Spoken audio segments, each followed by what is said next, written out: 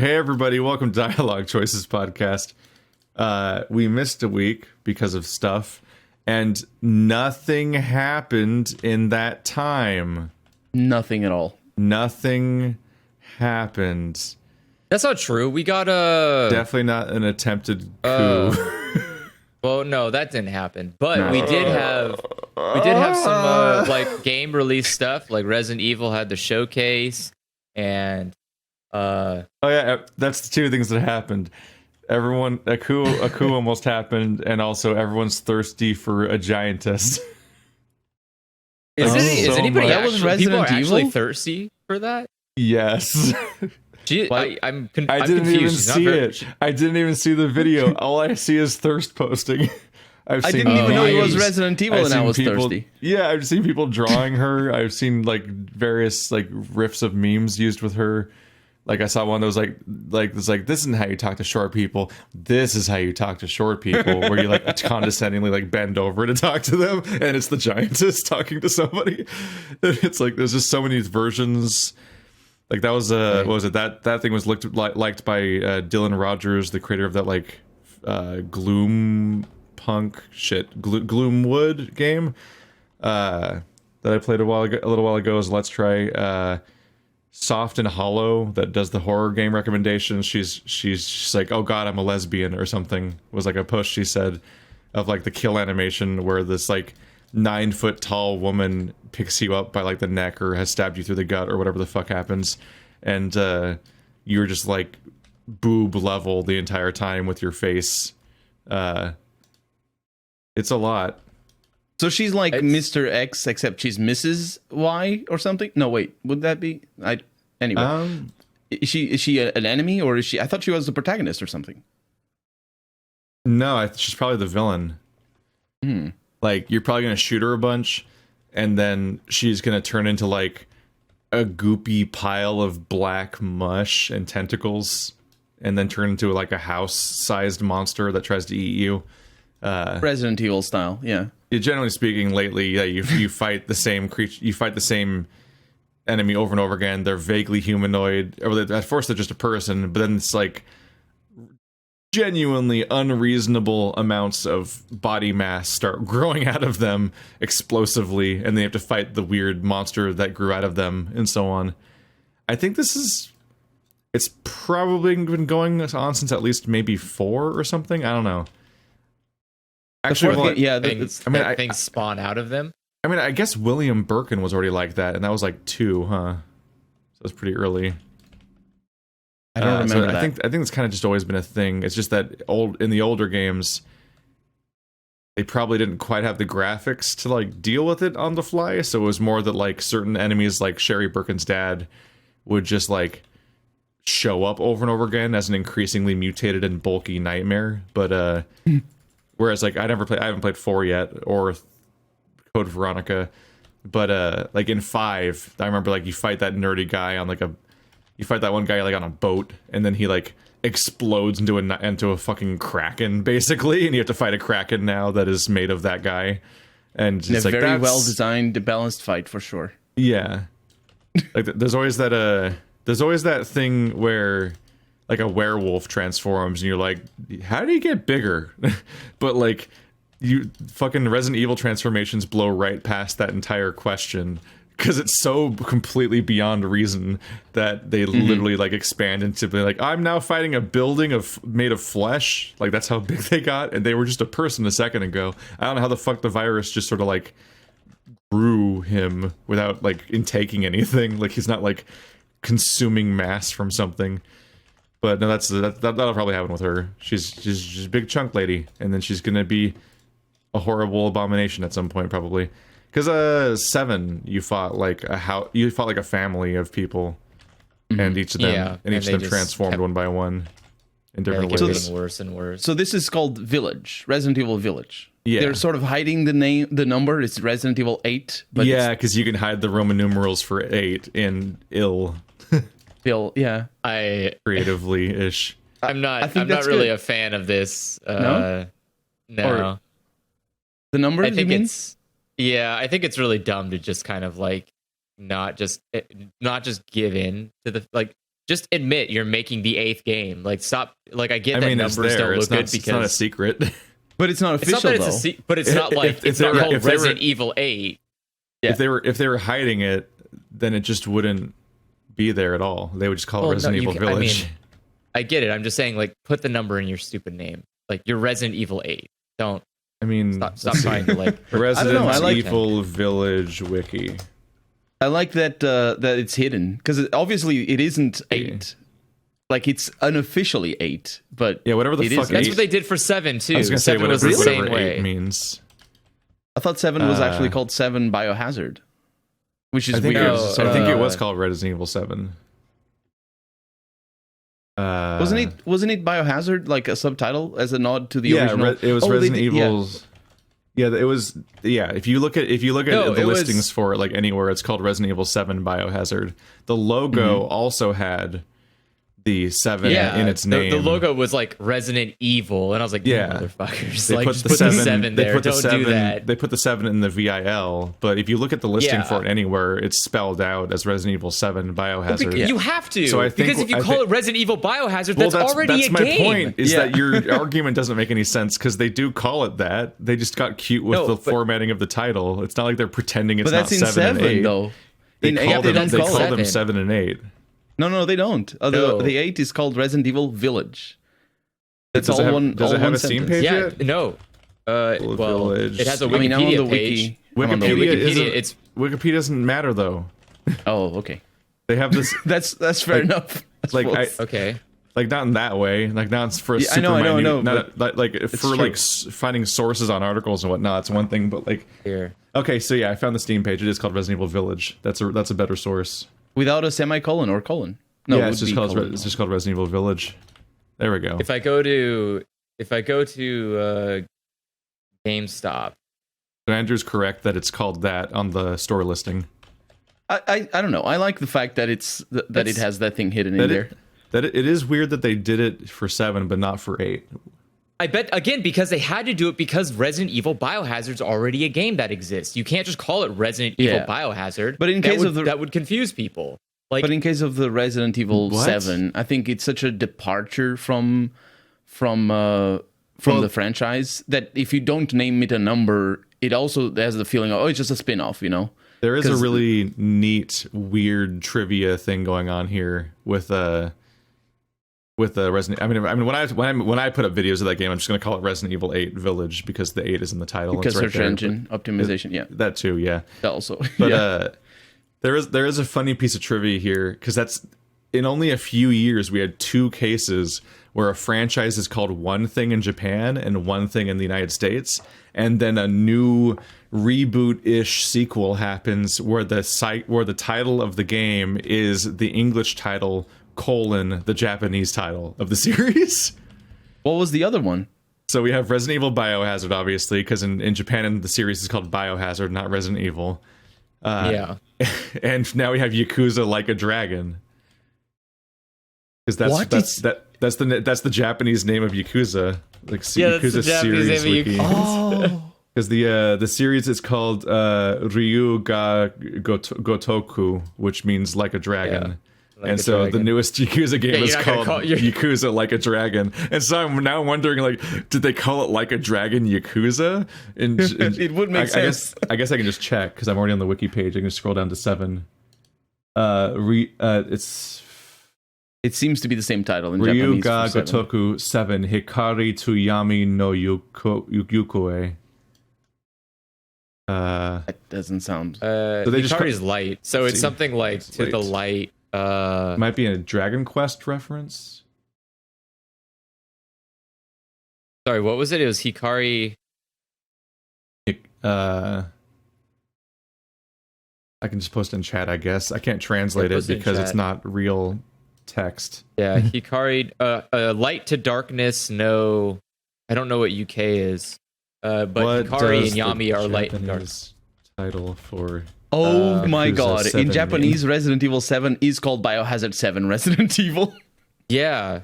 I'm just accessing the Japanese. Oh, so it's something like between light and darkness. Yeah, that's what it's called. I did know that, which is that in Japan it's literally called Resident Evil Biohazard. They just reversed the titles. Yeah, they did, which is really funny. Yeah. It's stupid, but they can't do that. Good. But they can't do that. Well, it's just a funny joke, basically. But they can't do that with Yakuza because adding Yakuza to the title suddenly makes less sense than ever. It also makes it very political. It is useful for the fact that the franchise as a whole, it's always worth observing the fact that the real franchise isn't called Yakuza originally, because people are often like, oh, you don't spend a lot of time as a Yakuza member in these Yakuza games, but it's just like that was just what they called it based on the first game, and then they had to stick with that name forever. But no, Japanese, English and Japanese can be weird title wise. Yeah, Hikari to Yami no UK is like from light to darkness. That's like basically what it's called. It's like Breaking Bad, but whatever. I don't know what the more. Let me see what the literal edgy translation is. But like everyone whereabouts of light. Okay, so it's whereabouts of light and darkness. Which is all right, fine. Do you realize, like, this is kind of interesting for me because I knew growing up that a lot of the titles of movies that I heard and saw, the titles weren't actually the original titles. I knew that because a lot of like posters would have the original title underneath and something. And there's I can't think of any examples off the top of my head, but basically what happens here in Portugal is that the titles usually get translated, even though the movie doesn't get dubbed. There's just subtitles. We don't do a lot of dubs here. But in Spain, there's a lot more dubs. So they tend to, as far as I'm aware, translate the titles of the movies a little bit, and not just movies, bands and other stuff as well, a little bit more directly. So Resident Evil would be translated. Actually, I could check it up. Just check it out. It's not translated for Spanish, but that might, I don't know. They don't translate the games, but movies, I think they do. But because we do here in Portugal as well. So the Biohazard thing and Resident Evil that English has with Japan, it's sort of the same thing with all the movies that I watched growing up. They don't get translated a whole lot. There's a lot of inconsistencies. Like I remember, for example, I don't know if you guys ever watched a movie with DiCaprio called Catch Me If You Can. Yeah. So interestingly enough, and I think it might be on purpose, that movie is called White Collar. The translation is basically called White Collar in Portuguese, and the TV series called White Collar. Yeah, the TV series called White Collar is called Catch Me If You Can in Portuguese. So they sort of translate it the other way around, and they're completely unrelated. They're just sort of the same story, but because you probably have to deal with like copyright or whatever the fuck not copyright.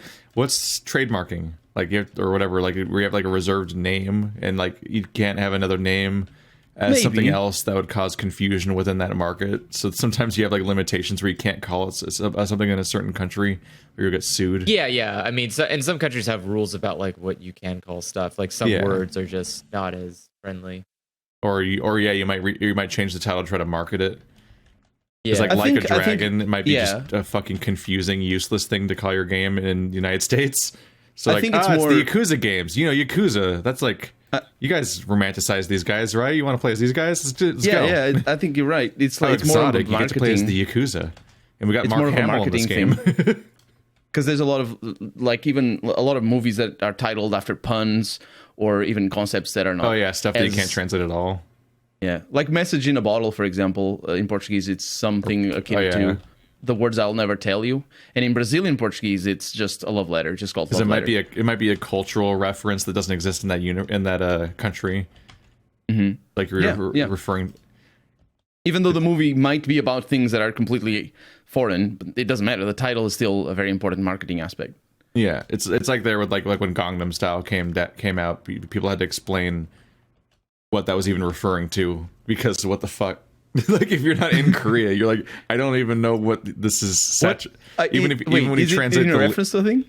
Well, like once you translate the lyrics, you're like, yeah, but I don't know what they're talking about, because what the fuck is Gangnam Style? So you need to have the context that like Gangnam is seen. It's like the district that's like uppity, pretentious, sort of like rich people that is like, it's kind of like a high water mark to aspire to, but they're potentially full of themselves and so on. But it's also like a status symbol. That's interesting. So it's important that he's got Gangnam Style because like he's like, I think it's supposed to be that.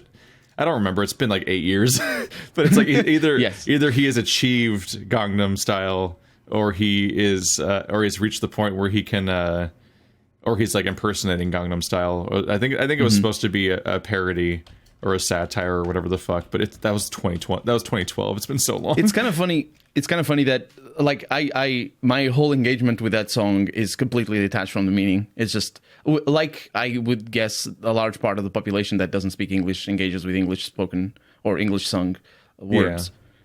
Yeah. And it's for Gangnam Style. It's just it's just a fun song and whatever. Yeah. It's just like people constantly just don't bother learning what a song is about and just kind of enjoy the sounds it makes, and that's it. Mm-hmm. Yeah, like, that's nice. Like Macarena, which is used as like a fun dancing song to teach to children in the United States without any context wider to it. When it's like that's entirely sexual in nature and like. Yeah, we don't do that too much for kids. That's because you usually only play like the chorus, and that's they also edit it. They just go like 1, 2, 3 Macarena, 3, 4, 5, 6 Macarena. Like they just replace the lyrics with numbers for the sake of dancing, and just don't bother with the actual like context of what the song is about. There was the only reason I know the Gangnam thing is because around the time when.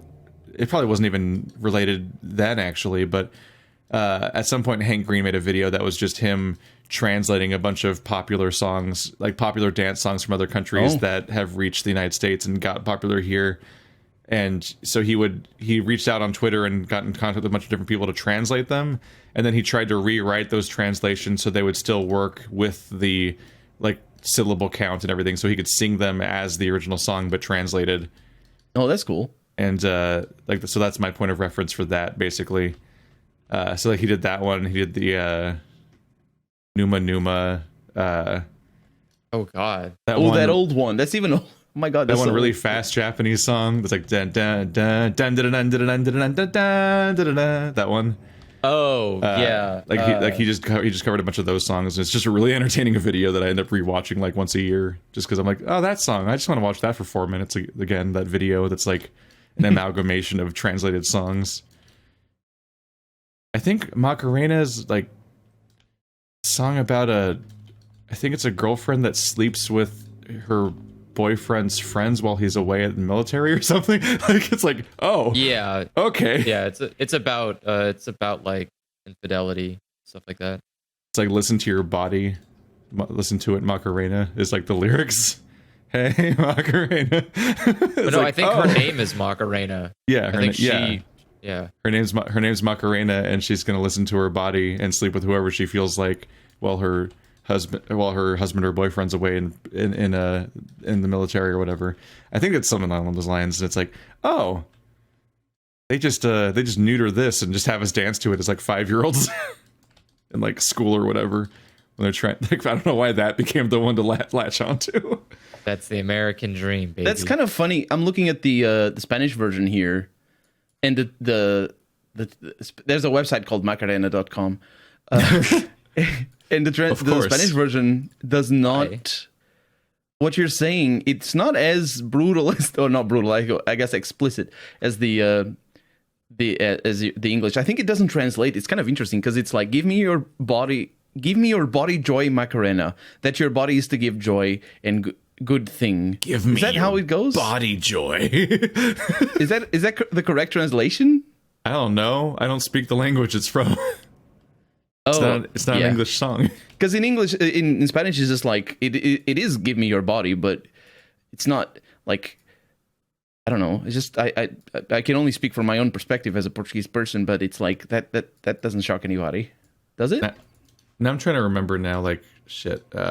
Your body is for joy. It translates as that. Your body gives joy, but it's like maybe give your body to the dance rather than necessarily, you know. Luftballons. Yeah, she has a new love called Vitorino. I'm curious about. I want to look at the English version of 99 Red Balloons and then the original version 99 Luftballons and see if one is a translation of the other or if it's a completely different song set to the same tone, because they do that a lot.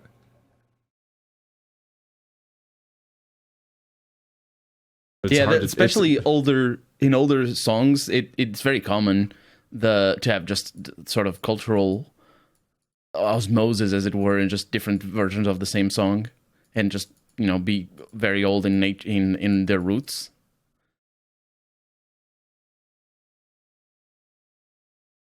So this week, you're looking it up right now. But yeah, I don't. Sorry, I was gonna say this week we got Resident Evil 7. You said there was another game. I didn't even know it was Resident Evil. Yeah, that's apparently Resident Evil 8 is where the gray lady came from that everyone's freaking out about it. So the original lyrics it's are weird. They're like the chorus. It's like 99 Luftballons auf ihrem Weg zum Horizont hielt man für UFOs auf dem Himmel. Darum schickt ein General shit die Fliegerstaffel hinterher. That sounds Alarm zu geben, wenn so wär. Dabei waren dort am Horizont 99 Luftballons. So the translation is 99 balloons on their way on the horizon were taken for UFOs from space. Hence, a general sent a squadron after them to give the alarm. But then on the horizon were just 99 balloons. And the English version is 99 red balloons floating in the summer sky. Panic bells, it's red alert. There's something here from somewhere else. The war machine, it springs to life, opens up one eager eye, focusing on the sky as 99 red balloons go by. So it's actually, it seems to be an authentic translation. I totally had this idea in my head that there was like, it was they took like, I actually like double corrected here. Like I thought the original song was actually about war, and it was like this grim thing about like attack balloons. But it's actually about a false alarm in the original version, and the translation is just a more elegant phrasing of that translation. But it doesn't talk about UFOs though. Well, they change it to there's something here from somewhere else. Yeah. I mean, it probably gets, makes for a better song, but something alien and outsider. But in both cases, it's like the first one says alarm, and the other one says the war machine springs to life. But it's both cases. It's like it's the government mobilizing against the incursion that turns out to just be 99 red balloons. I learned something today. I was for some reason I thought I was so sure it was going to be like Macarena, where the commonly used English version is completely a different song. I think, fuck. I used to listen to Bass Hunter when I had no taste. I don't know what Bass Hunter is. I think it's like a Swedish or Danish techno artist, and he particularly, the reason we knew about him because he had meme songs about like chat bots and like Dota and stuff like that. Oh yeah. Say so like Visita, Hali Dota, Spela Ina. I don't know. I don't know the language for shit. But he's Swedish. He had Dota songs, and I didn't even play Dota, but it's like video game music. He. But I remember specifically that he suddenly put out an English song, and it was the exact song as one of the other songs he'd been doing before, but just completely different. Like he just replaced the meaning entirely because it was about like beers in a bar or whatever, and I'm like, what? It's like he's like I want to have an English song, so I'm just going to use the exact same music and rhythm and like syllable count and all that and whatever the fuck all the words are that are right for that stuff, and just write new lyrics for it from scratch in English. And I remember them being some really janky lyrics. That's the smartest kind of plagiarism, international one through different languages. Nobody will ever get you. Self-plagiarism. Because it's his own song. He's taking his own song and just be like, I want to have an English song, so I'm just gonna write English lyrics over the music I already used for a different song. Except different meaning. That's fair enough. So that had me primed for the idea that between that and Macarena, I'm just primed for the idea that when something gets translated, it might not actually be a translation at all. It might just be a completely different piece of music. What's your first piece of game music that you remember?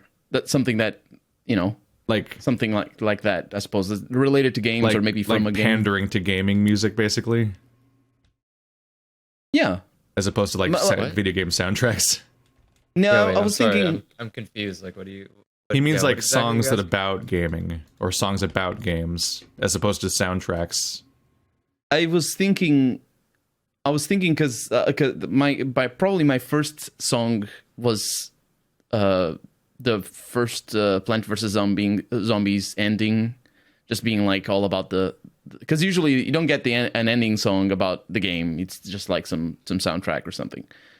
But the Plant vs Zombies, the original one, ends with a song about the game by, I don't remember her name, but she's a famous Japanese composer. And it's really fun. And it's like basically like the Portal song, except it was earlier than that. So you do mean in-game music? Yeah, maybe. Yeah. Yeah. I mean, it could be. Like a lot of people, a lot of people remember Portal for sure. Yeah, I was gonna say I don't remember any. This I don't remember was a any triumph. music that's not that was not made for a video game about video games.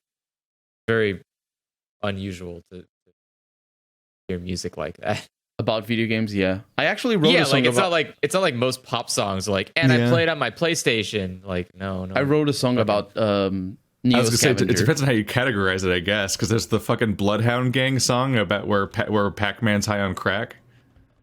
Okay, rap music just gets completely cut out of that. Bloodhound Gang's just doing what they do apparently.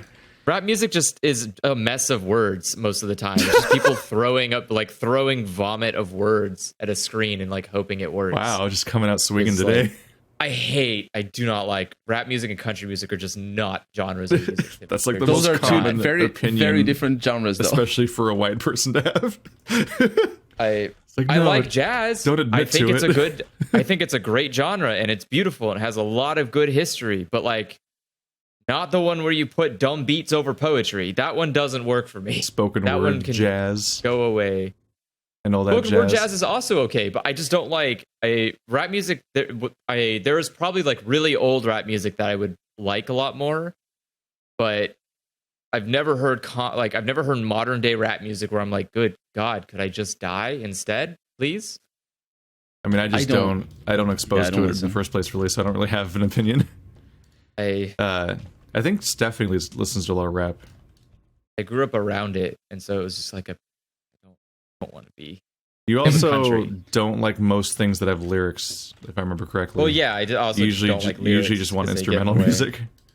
Yeah, it's because I'm there to listen to music. That's what I want to listen to. I'm providing context for your opinion. No, I know, and that's why I'm agreeing with you. I'm saying like, yeah, that's why I have that opinion. It's because I just don't. When I listen to music, it's to listen to music. But, I think I listen to a lot of instrumental stuff as well, but not the vast majority. But I think it's a different style of music, though. The music that is all about just the instruments and the just the arrangement. When lyrics are brought in, it's just, I don't know. You even see it in the composition itself. Like the music needs the instruments need to take a step back, and they can't be as complicated. They can't have as much going on. You know, when you have lyrics, even if the lyrics aren't, even if you're not singing every second, there still needs to be. You need to give the listener time to process the song, because the song becomes about the lyrics, not just about how cool it sounds. I feel anyway. Or you can just go to an orchestra and enjoy. But you also have orchestra that is sung. And it has the same effect. Not opera. An opera doesn't need instruments. I don't know Yes, about. it's true. Actually, that's a good point. I know there's like classical music that has voice in it. Yeah, it's not very common, but also it has the same effect of like the instruments need to take a step back because there's just too much going on. But when you have like full on instrumentals, it's you go full out. You can add Gregorian YYZ. chants to music, and that's okay too. I'll take that. That's the only lyrics. I'll take chanting. Yeah, chanting works. That's okay. Yeah, Chanting can't be saying real words. They have to be like Latin or something, a dead language that I'll never learn and never know. I'm trying to think what I encountered okay. first, and then it's like it could be the System of a Down song. The System of a Down has a Legend of Zelda song. I don't think I've ever heard. Which is kind of a trip. I think I know about it, but yeah, no, forgot it's about that, fucking yeah. silly. It's like Link has come to a town. He's come to save the Princess Zelda. It's just fucking silly. It's like a minute-long song. And he's like, his voice is cracking. And it's just like the silliest weird, like, all right, this is happening now. Because System of a Down does that. yeah. But then it might have been... So I don't know if I've encountered that first or if I encountered Bass Hunter's Dota song, which I think the music video had subtitles so you could tell what the fuck was being said, but otherwise, yeah, like it's impossible to like recall it because it's in a different language, and it's like it's one of the languages where if I read it, I still can't say how to pronounce it. It's still too like German. I'm like, okay, I've decoded most of this. But Dutch is complicated, yeah. Around like Swedish and Dutch and stuff, ones. there's like that's oh, he's Swedish, yeah, right. Sorry. yeah, like you read it and I'm like, that's not shit. I don't know the tricks. I don't know the tricks of how to turn this into sounds. There's too many things that don't match up with how I think they would be pronounced. I think French takes the cake though, because that's the extreme. Russian feels like it's trolling me though, because Russian looks like English sometimes. And whatever letters look vaguely like our alphabet still don't ever follow the same They're rules. not the same, yeah. So it's a prank. Oh, you think this is an N, do you? Yeah. What about this Y? No. It's like, no, you pronounce the letter E like the letter Z, obviously. Like it's like completely baffling and off. Like I love they it feels like they're just fucking with us by including any of the same letters. I love that Russian has like 3 different letters for the sound y, I think, because there's like I think I've looked into it because I was trying to figure out how to pronounce a certain word in a game that I played, but it's like they used to use that word and now officially it's not used anymore, or that letter rather, and now officially it's not used anymore, but they still pronounce it. So the words look like they are pronounced one way and then they're not because the old way is different. I think I'm obviously I don't speak Russian, but it's like Arabic having 4 H sounds that are all different. Yeah. So how do you even write that in English? It's the H sound that sounds a little bit straightforward.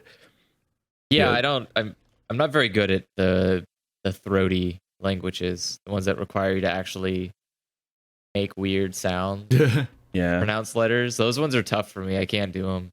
I have a lot of trouble with the H sound, the H sound in English. I always drop it for because just it's difficult for me. But the H sound just gets dropped a lot in general. Maybe. Yeah, some accents just don't say it. But sometimes it's very important to say it because there's words that... Yes. Yeah, if it's the first letter, you probably want to say it because it makes the word what it is. Yeah. How are you? What? How are you? Yeah, that's how it feels more comfortable to me. How are you? Are you very nice? I mean, anyway, what about you, Andrew? There's a little like go to L. Ow, hey, the go how to are L? you? Yeah. Hey, how are you? Like there are definitely are dialects that just don't pronounce Chicago H's. accent. It's like both Chicago and whatever Tracer is. British? The problem is there's Tracer. several English accents in England. I think Tracer's accent is not actually a real one. There's like a north one and a south one in Cockney, and I don't know which one that is. And it's a lot. Cockney? I don't remember if Cockney is a Tracer. I actually don't remember if Cockney is an English accent or if it's an East American accent. It's I think southwest London Cockney. It's always funny when somebody says you sound English or you sound American because like both of us have so many dialects. Like Boston and New York and South, but which South and so on.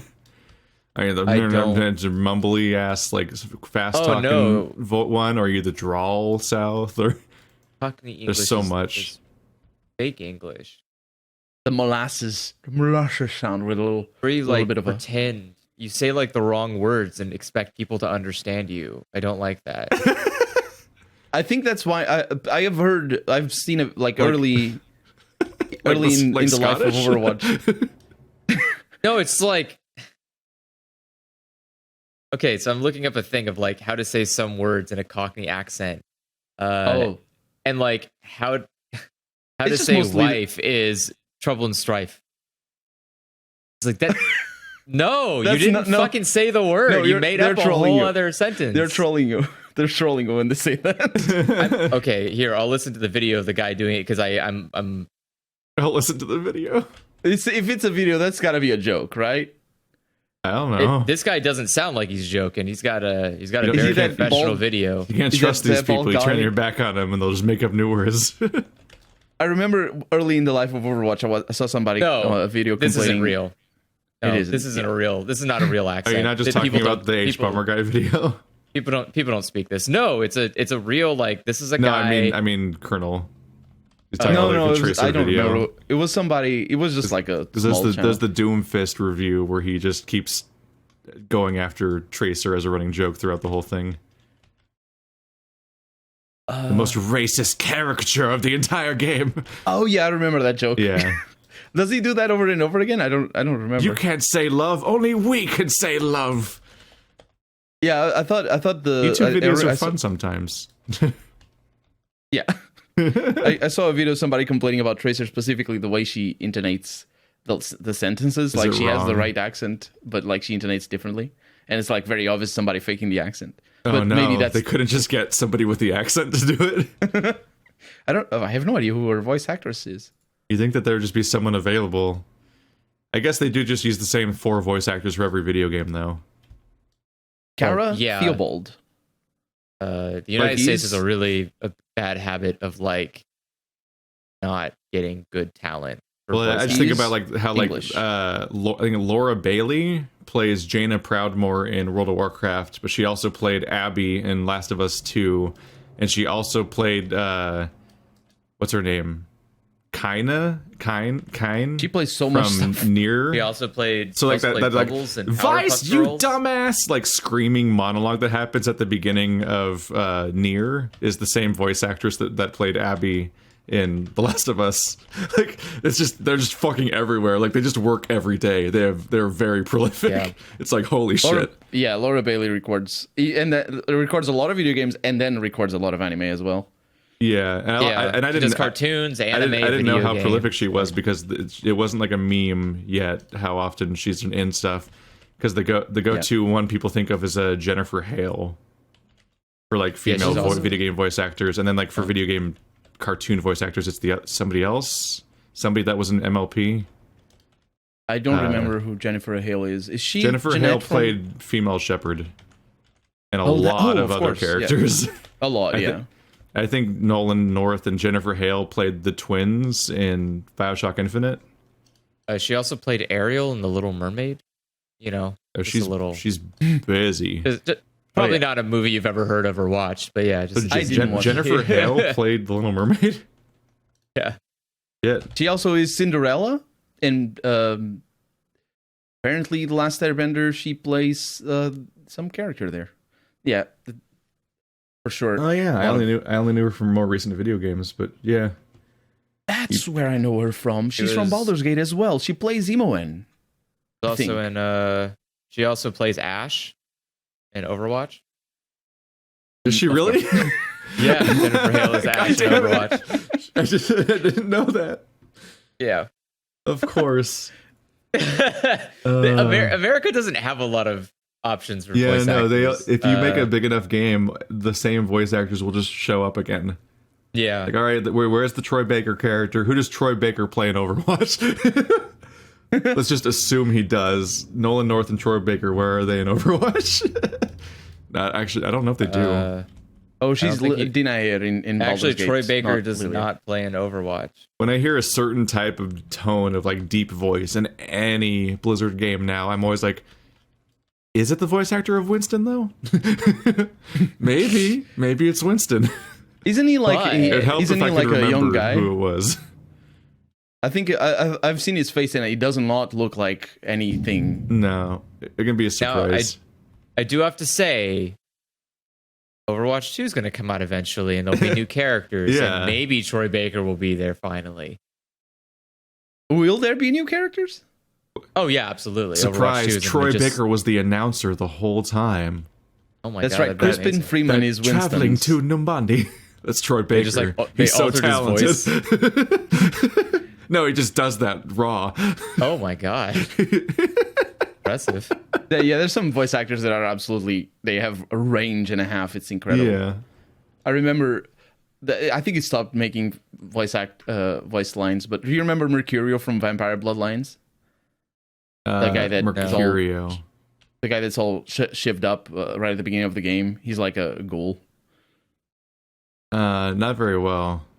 His voice actor he makes so much stuff, especially for movies, and he's like one of those specialist voice actors that does like alien sounds, like for Zerg and stuff like that, and like insects and whatnot.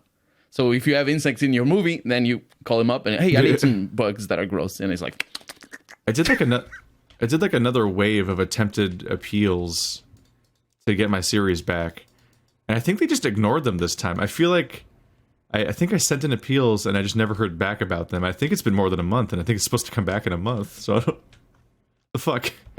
You're talking about your Bloodlines. Yeah, because the soundtrack for that game came out as like a collector's thing. So then Sony claimed anyone that had the soundtrack and blocked those videos of every Let's Play of the game across all of YouTube where the audio was sufficiently audible, I guess, or whatever. And probably because of the way that I edited audio, it made it really catchable or whatever. So it blocked like half my Vampire series. And it's been perpetually like half blocked for a while. Like, at this point, the videos that are blocked have 3,000 views, and the videos that aren't blocked have 6,000. So it's like a really awkward thing where people. But now I think that series has been half down for longer than it was ever up, maybe even by a factor of 2. That's deeply frustrating. Brutal. But like at this point, it's like they don't. It was like I think it's supposed to, it's like a violation offense. I think like it's I think you're not allowed to like re-upload stuff, get around copyright. Don't do that. Don't do that because they will. Yeah, but that's deeply. They will probably detect you again. It's deeply frustrating because of the fact that like it was a mistake and it was never supposed to happen, and they stopped claiming people's videos because it was never supposed to be that way. But then they also didn't clear the existing claims. You have to like actively like work with them to clear the claims, and they don't really work with you, and it's like fuck. Like I think the only way to get around it is to just re-upload those fucking videos, and that's deeply annoying. I don't know. I might test out the idea of re-uploading them unlisted or whatever and see if they get claimed, and then just be like, do only one first, because if they issue copyright strikes, you know how dangerous those can be. Yeah. But I don't think if only there was some kind of like actual system in place and not some taped together. Yeah, no, like no mess. one's looking. But I think the reason why they do it like the that, entire copyright system on YouTube is actively abused by people constantly, and whenever anyone does anything wrong, there's no like report button. We have no power as no power as content creators to ever be like, this is fraudulent. Like there's no button that says, hey, I think this is in bad faith, that like raises it up to like a higher person or something to actually look at it. So like the only options you can say is like it's just assumed that the person who claimed your stuff is correct, that their stuff is in the video and so on, and it's supposed to be claimed, and then you have to appeal to them by claiming it's fair use or claiming like it's a cover or this or that thing, or that you're claiming you have the rights to it and stuff like that. And none of them are like, you can never claim like, hey, actually, there's no button for, hey, this copyright claim was a mistake and you should take a look at it. Or there's no button for like, hey, you don't own this. Like I can't, there's no button for accusing the person that claims me of not literally it being illegal for them to claim my video, and that happens all the time, and there's no feature for that. Because like there's people that do mistaken claims. There's people who upload like fucking white noise or something and then make it claim videos, and it's like that's intentionally fraudulent. And then there's the weird mess of like, I run a Let's Play channel, and my Let's Play channel has a new multi-channel network, and my multi-channel network claims all of my content as if it's owned because they're only used to like running like vlog channels and channels that make 100% unique content or whatever. So the moment they have a Let's Play channel, they don't understand copyright, and they claim every video by everyone on the internet that's ever played the same game as the person that they own now. And it's like, no, you can't do that. And sometimes those just never go away, and there's no button for like alerting them that they're doing something illegal, and there's no button for like reporting them to YouTube for abusing the system intentionally or unintentionally. And it's like, sometimes it's just like some guy played Minecraft on a stupid, like, high-profile channel. Fucking some talk show featured a clip of Minecraft for a moment, and now the talk show's super corporation is claiming everyone's Minecraft videos. Like, it's like, what the fuck? Is that how this works? Yeah. Well, but that's, I mean, the age-old, the popular story is the one from, like, Family Guy. Where they had, like, a YouTube video on Family Guy, and then Fox claimed that video because they thought it was stolen from Family Guy. It was like, No, you stole that from like you can't do that. But like it's again because the system is built on the assumption that you as the content creator are going to always be the thief in the situation, and that the corporation is because there's no instance where the corporations are wrong. It's just that you've done something to make them think that you did something wrong. Like, it's never like, oh, no, they were just absolutely wrong. It's like, no. You just did something to make them think that you did something wrong. It's like, what the fuck is this? Like, all right. So now you have to, like, go through weird hoops to say, like, actually, I own this content. And they go, like, wait, what? And so, like, either they have to respond, like, wait, he just said he owns that content? And they have to, like, go actually battle it out. Or you just give in and you're like, all right, fine, whatever. Here's your, like, 2 cents. Like, in our cases, the claims happen because, yes, we do not own the content. And so it's a bummer when like Konami or Square Enix claims the video and you're like, all right, well, just not going to make money off of that one, whatever. But then it's like fucking Toys for Kids Children's Num Num channel claims your video and you're like, you don't own Vampire the Masquerade. I'm not falling for this. Yeah. You're not SME, the people that I'm definitely fucked whenever they claim me. Like you're just some asshole. You don't own shit. You don't make video games. It's deeply frustrating. I'm really surprised by. Oh, well, I am surprised, although maybe I shouldn't be, by the owners of by Paradox, basically, by them, how they're behaving with the Bloodlines franchise, honestly, because do you know about that debacle with I don't know if we talked even in a podcast before. No, I don't know what's going on about that game generally. It was announced once, and then I've heard nothing. So all I know about that game is that there's a crouching guy with long hair on like a rooftop. So the game was initially, well, not initially, but for a long while it was slated for March 2020. Oh. And then was delayed a little bit, and then in the middle of summer when it was. Because I did see you recently post in like Discord or whatever saying like that it's quickly becoming vaporware.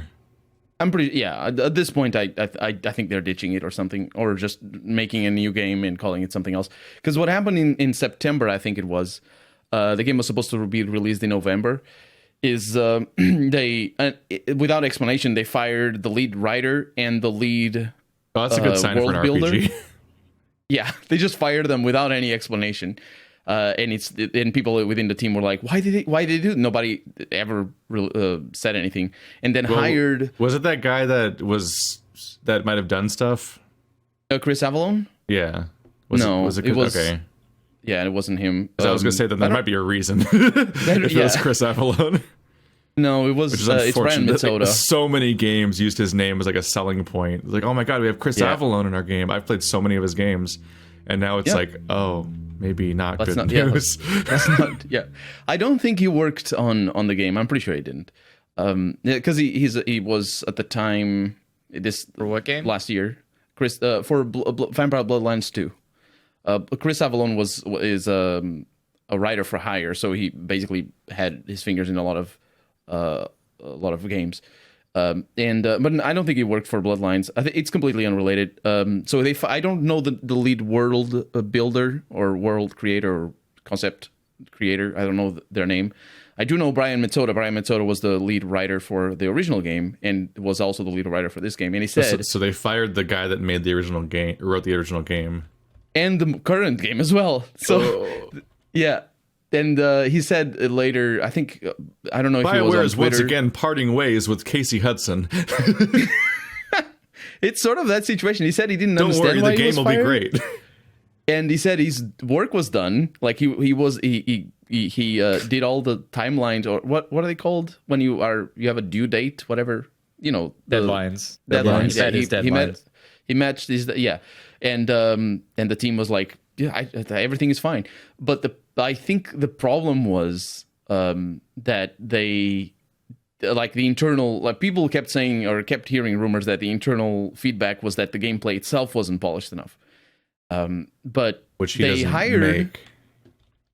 Yeah, it doesn't make any sense. But they hired a producer from Assassin's Creed 2. Oh no. And they haven't posted on the Twitter page since September, and it wasn't about Bloodlines 2. But then this was in August when he got fired, and That's basically there have been. That's why it's always so dangerous to news. announce stuff so early. No, I think Even what though I'm it's- pretty even sure though they're it's, doing like, is they're standard. making they're completely revamping the game to make it a different game because they're apparently going to release on the new consoles. So I don't know. Boy. I'm really disappointed with them because there's no communication whatsoever. There was never any communication about firing Mitsoda. It's just It's why? frustrating because Paradox, if handled right, is one of the fucking companies that like could make a decent game.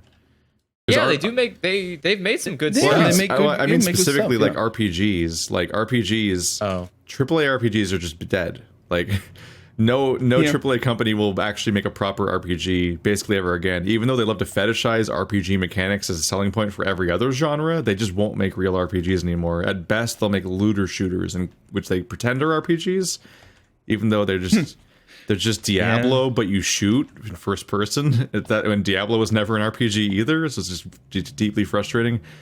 I'm So it's like- offended in Borderlands. So like all that's left in the AAA sphere is CD Projekt Red and BioWare, and BioWare is just fucking limping along as a weird zombie dreg version of its prior self, and you never know what you're gonna get because each time a game comes out, it's been 3 years again, and you don't know who the fuck's been fired and what the fuck EA did to them next and what fucking initiative they decided like we got to have multiplayer in Dragon Age or whatever the fuck they might just decide to do. So like that's always a gamble, and I have less faith every single sequel because I'll remind you we had Mass Effect Andromeda followed by fucking Marathon. That's their most recent 2 games. So I Not Marathon. That's not the name of the game. fuck that's the Bungie people. Anthem. There's so many fucking forgettable single word titles these days. It's kind of related, the name Marathon and Anthem, because you Yeah, sing no. the anthem after the marathon. I mixed it up. Marathon's a game I would actually like to play Oh, someday. it is a game. Okay. Yeah, Marathon's no idea. Marathon's like Doom a bit. Marathon's by Bungie. Yeah, it's Bungie's old like Doom style game where it's the 3D environment but with 2D like sprites. Do you not that type of consider- shooter? Do you not consider the Divinity Original Sin to be like a AAA game? Not really. It's not made by a AAA studio, right? I would call that solidly double A. Because But that's the thing is like that's the only form that stuff exists in these days is that you only really get RPGs from either super indie companies or you get them from these like moderately successful double A-ish companies that exist entirely as a result of kickstarting every single project.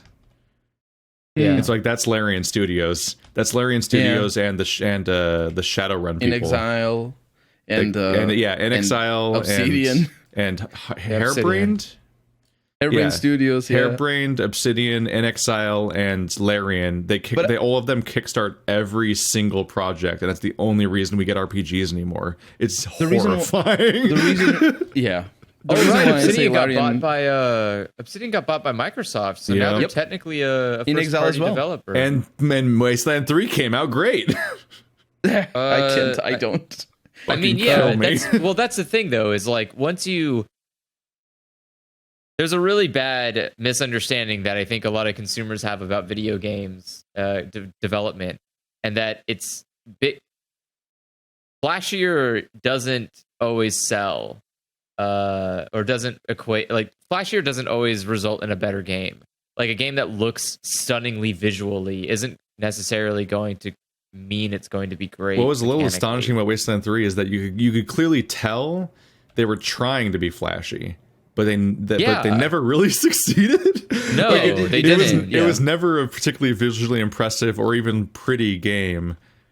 But you could tell compared to the previous game that they were literally like, we gotta put in high production values, and they just couldn't. And it's like, oh no. I don't know why. Instead of wasting their time, they could have just made better quests.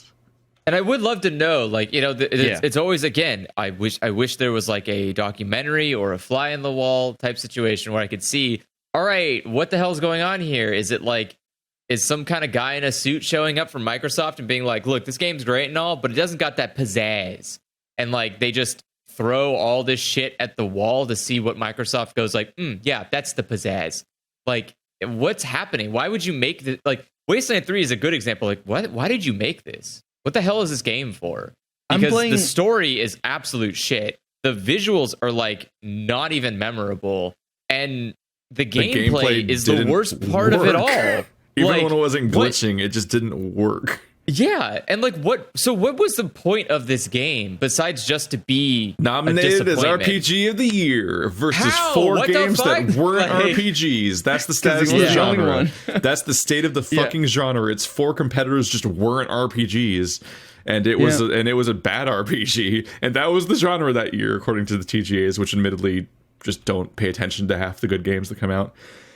That's the state of the genre. We have 2 AAA companies that might make an RPG every 5 years, which are BioWare and CD Projekt Red, and then we have a patchwork quilt of AA companies that are functionally indie in that they are Kickstarter funded on every single project, and each one has different quirks and flaws, and you kind of just hope for the best. And some of them, like Double Fine, some of them are a little higher than other ones. Double Fine doesn't make RPGs, but yes, they not RPGs. Sorry, but they do similar stuff. Yes, yeah, they kickstart everything. Double Fine is own fucking bag of worms where they fucking kickstart stuff and then they just give up midway through and they say it's 1.0 now. We quit.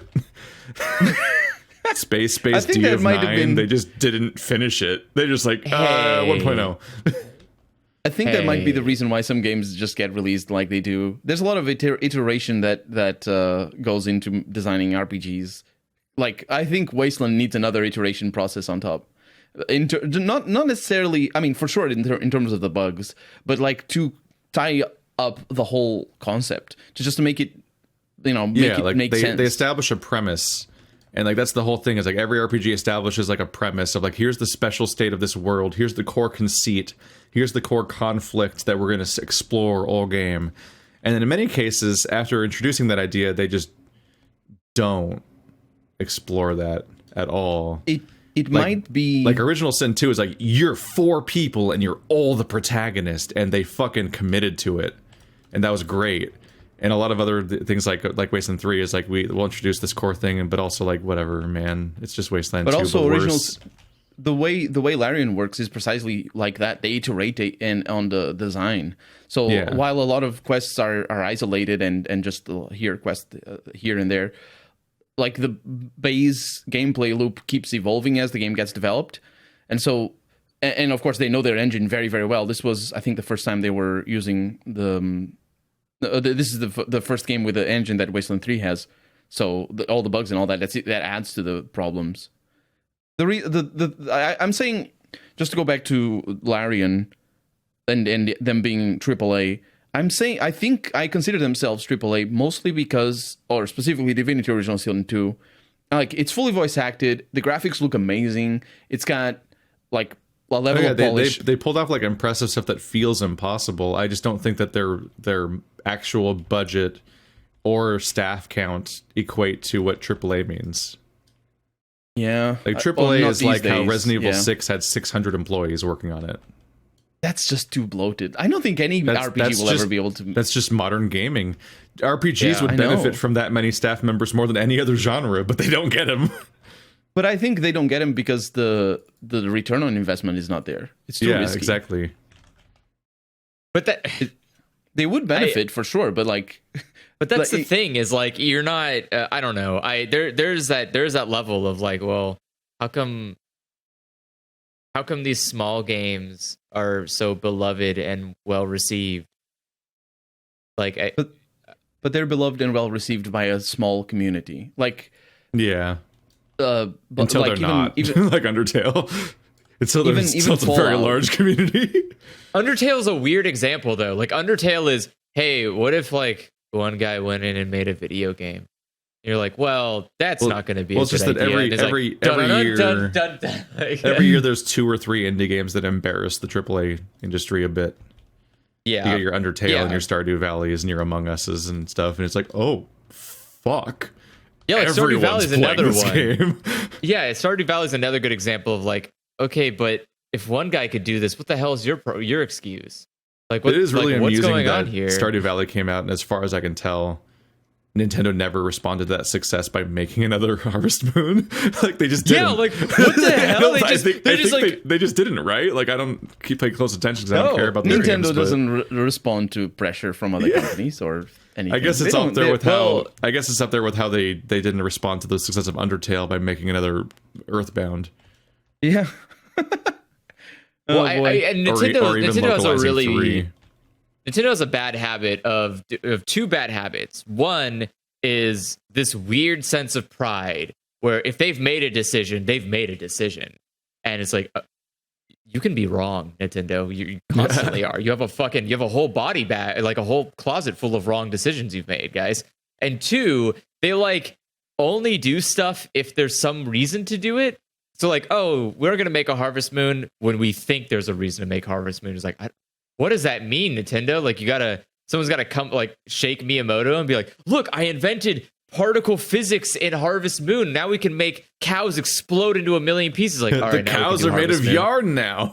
Yeah, like, or there's something weird. And then Miyamoto's like, he like wakes up from his like mummified state. He's like, make a game. And it's like, okay, now we can do it. And it's like, what is this? You have to like give an offering to Nintendo that's good. I like enough this for them to be implication that Nintendo only makes one game every 500 years as opposed to like 10 times a year. Yeah, but the problem is they don't like they make a lot of they won't like touch a lot of old franchises that could do well if they just gave it some like modern love. You don't have to like, I'm not saying you have to make a Harvest Moon that looks like real life and plays like Minecraft and you like all this crazy stuff. You could just make like a Harvest Moon that's not 100 years old. I'm looking into Nintendo's employee numbers. They have grown a lot over the last couple of years. Yeah, they Switch are is doing well.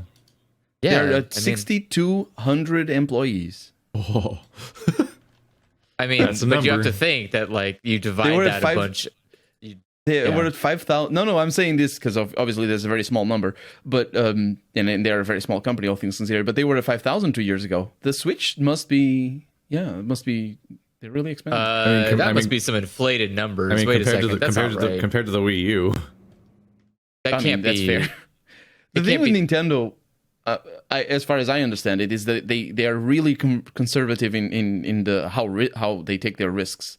They will take risks, but it's like they historically sell consoles at a profit, which is unusual. For example, absolutely. Because yes, a lot of like stuff like Sony and Microsoft exist so much outside of consoles that they're just like, fuck it, sell every console at a loss, let's just go, and then they make up for it on software sales, or just the fact that they're such a large company that an individual part of their company doesn't even have to be profitable to matter, because capitalism is basically just full of cheaters.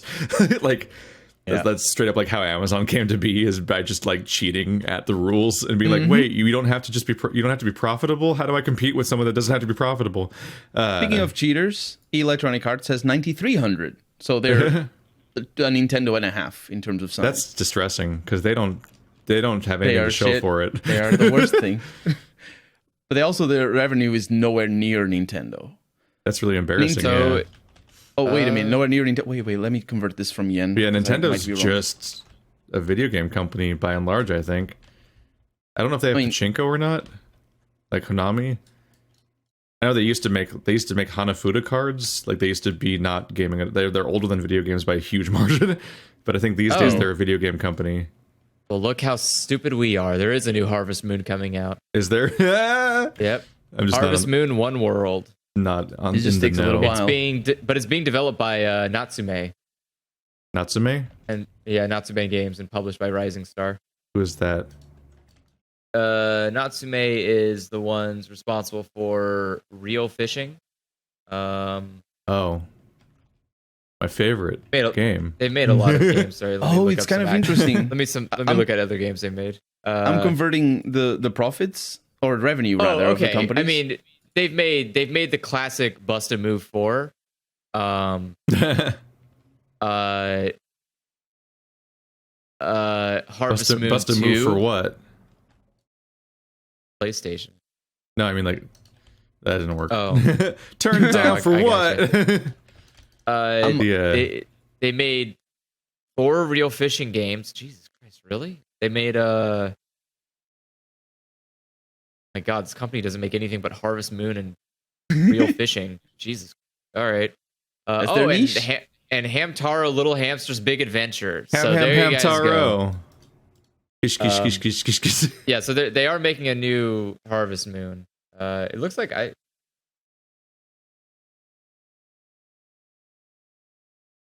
will not play it. I mean, I don't think anybody will. Yeah, but I was just thinking about the trends of like I'm surprised they don't respond to the popularity of somebody kind of ripping off their game by making one.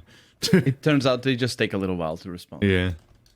I'm looking at the profits. Where's the next Undertale game? Since every fucking beloved indie game is just and also some hated ones like Y2K are just another Undertale clone over and over again.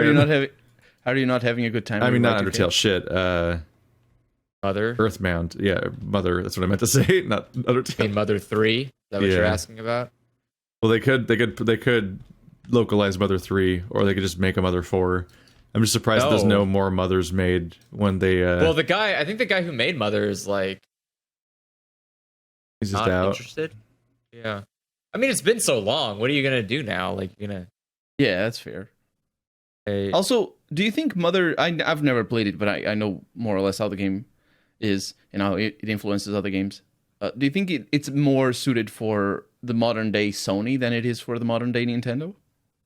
I don't know. I don't think it mattered. I still need to get around to Mother.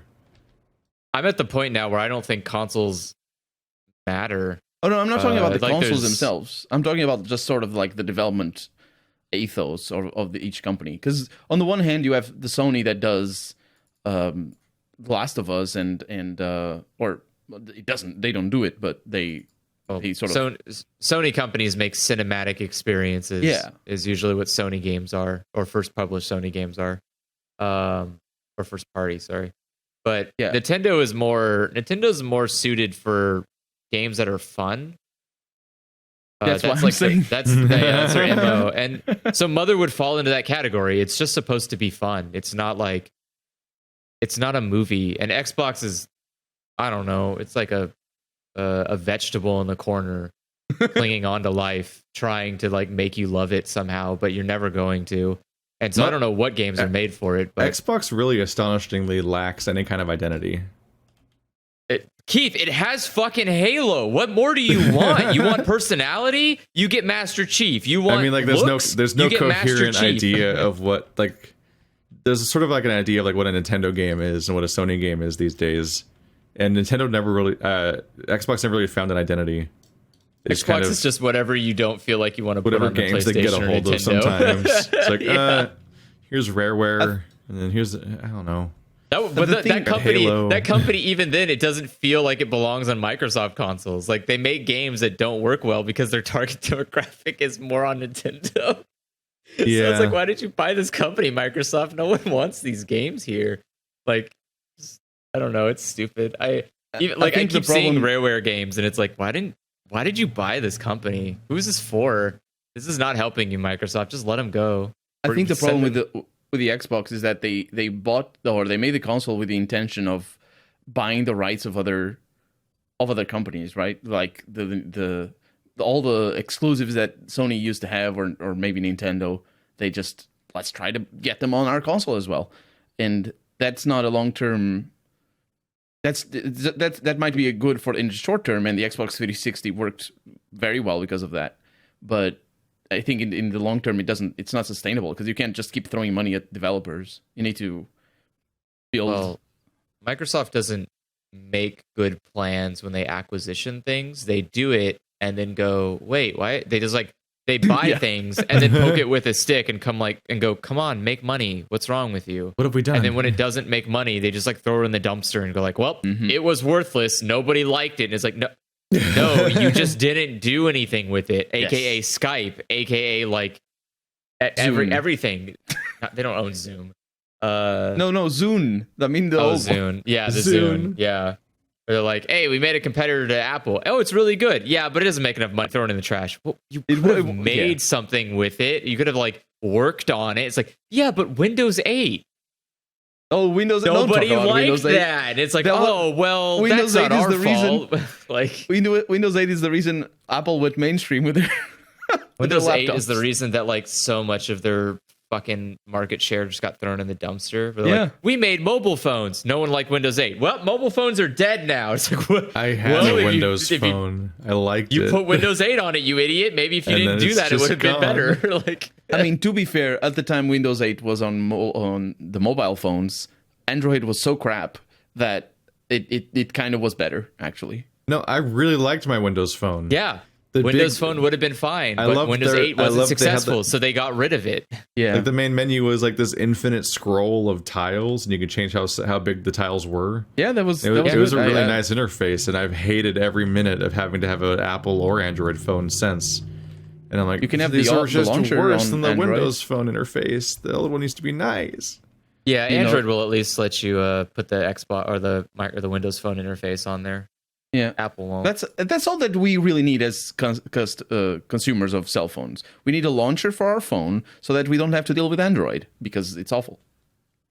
That's how I deal with my At Android. this point, as a phone consumer, I want 3 things: phone, text messaging, and Google Maps. That's it. I don't give a shit Google if it can do Maps anything has else. an important job to play. I need a GPS. I need to be able to get around. But that's important. it. I don't care if it takes pictures. I don't care if it can turn itself into a self-powered generator and save my planet from mass extinction. I don't give a shit what my phone does. As long as I can call, send a message, and find my way out of a forest. That's it. That's all I need it for.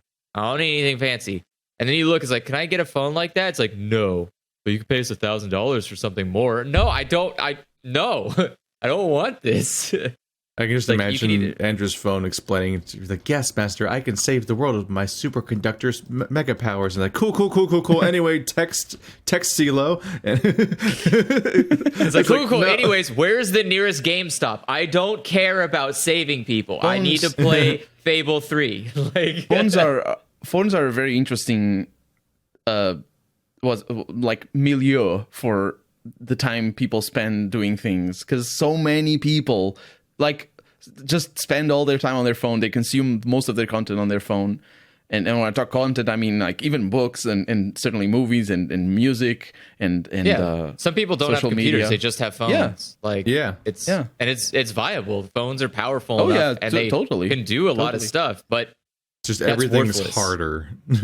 Everything's just several times more annoying than it would be on a computer. But for a kid, it's a different world than what I had certainly when I was a kid. Convincing my parents to get me a computer I ended up not actually having to buy it myself because they wouldn't buy it. Like that's the enormous. It's like 2 months of rent or something. I had the inverse problem where I wanted a computer so badly, and my parents were like, "No, here's a cell phone." I was like, "I don't know. I don't want a fucking stupid phone." That was my problem as well. You? Yeah. I don't call anybody. What the fuck is this? I'm not gonna use. Yeah, that was my problem. And wow, I pay for a cell phone plan, and I use 50 minutes last month. On my cell phone. I canceled my cell phone plan since I'm working from home. Really, I don't have cell phone plan. really, really stellar design there, guys. I really need the. I almost never call. I use my phone relatively little. It's just why would you a web browser thing, and it's just a way for people to contact me if they need to, basically. Yes, that's it. I'm not sitting on my phone all the time. Well, and I grew up in a weird position where I contact all you guys through Discord on my computer. Yeah, I grew up before cell phones, so I lived this life where I didn't need one, and so I either communicated in person or I just didn't communicate, and that worked perfectly for me. And then phones came into existence, and it was like, well, you need to call your friends and family. It's like, no, I don't have to. And so I just continued not doing that until it got to like a point where like I had too many people, like there were enough people in my life. I was like, well, I guess I'll message them. And so I text people. And that was it. You say you use the word need, but do you think that it is, I mean, obviously there are people who need their phone, like from a, not just from work or anything. I mean, like if you take their phone away, they're going to be feeling lost and desperate. But do you think that's a large part of the population? Do you think that's if there were no internet for a week, I mean, World War III would happen. But like in the US, forgetting the war that would happen because of it, do you think that people would, that the vast majority of people... Why would there be a war? I think the world would be like a better place. I think if you cut the internet off, people would be like, oh my God, I have to interact with humans? Is this what empathy feels like? Like, do you think a lot of people start going back, like regressing back to their human form again? Regressing back into empathic beings. Yeah, they would go back to being humans and not whatever this weird sludge is that they call themselves now. I'm asking this because I think 2 years ago, like I spend all my time on my computer. I'm here. Oh yeah, I work here. Yeah.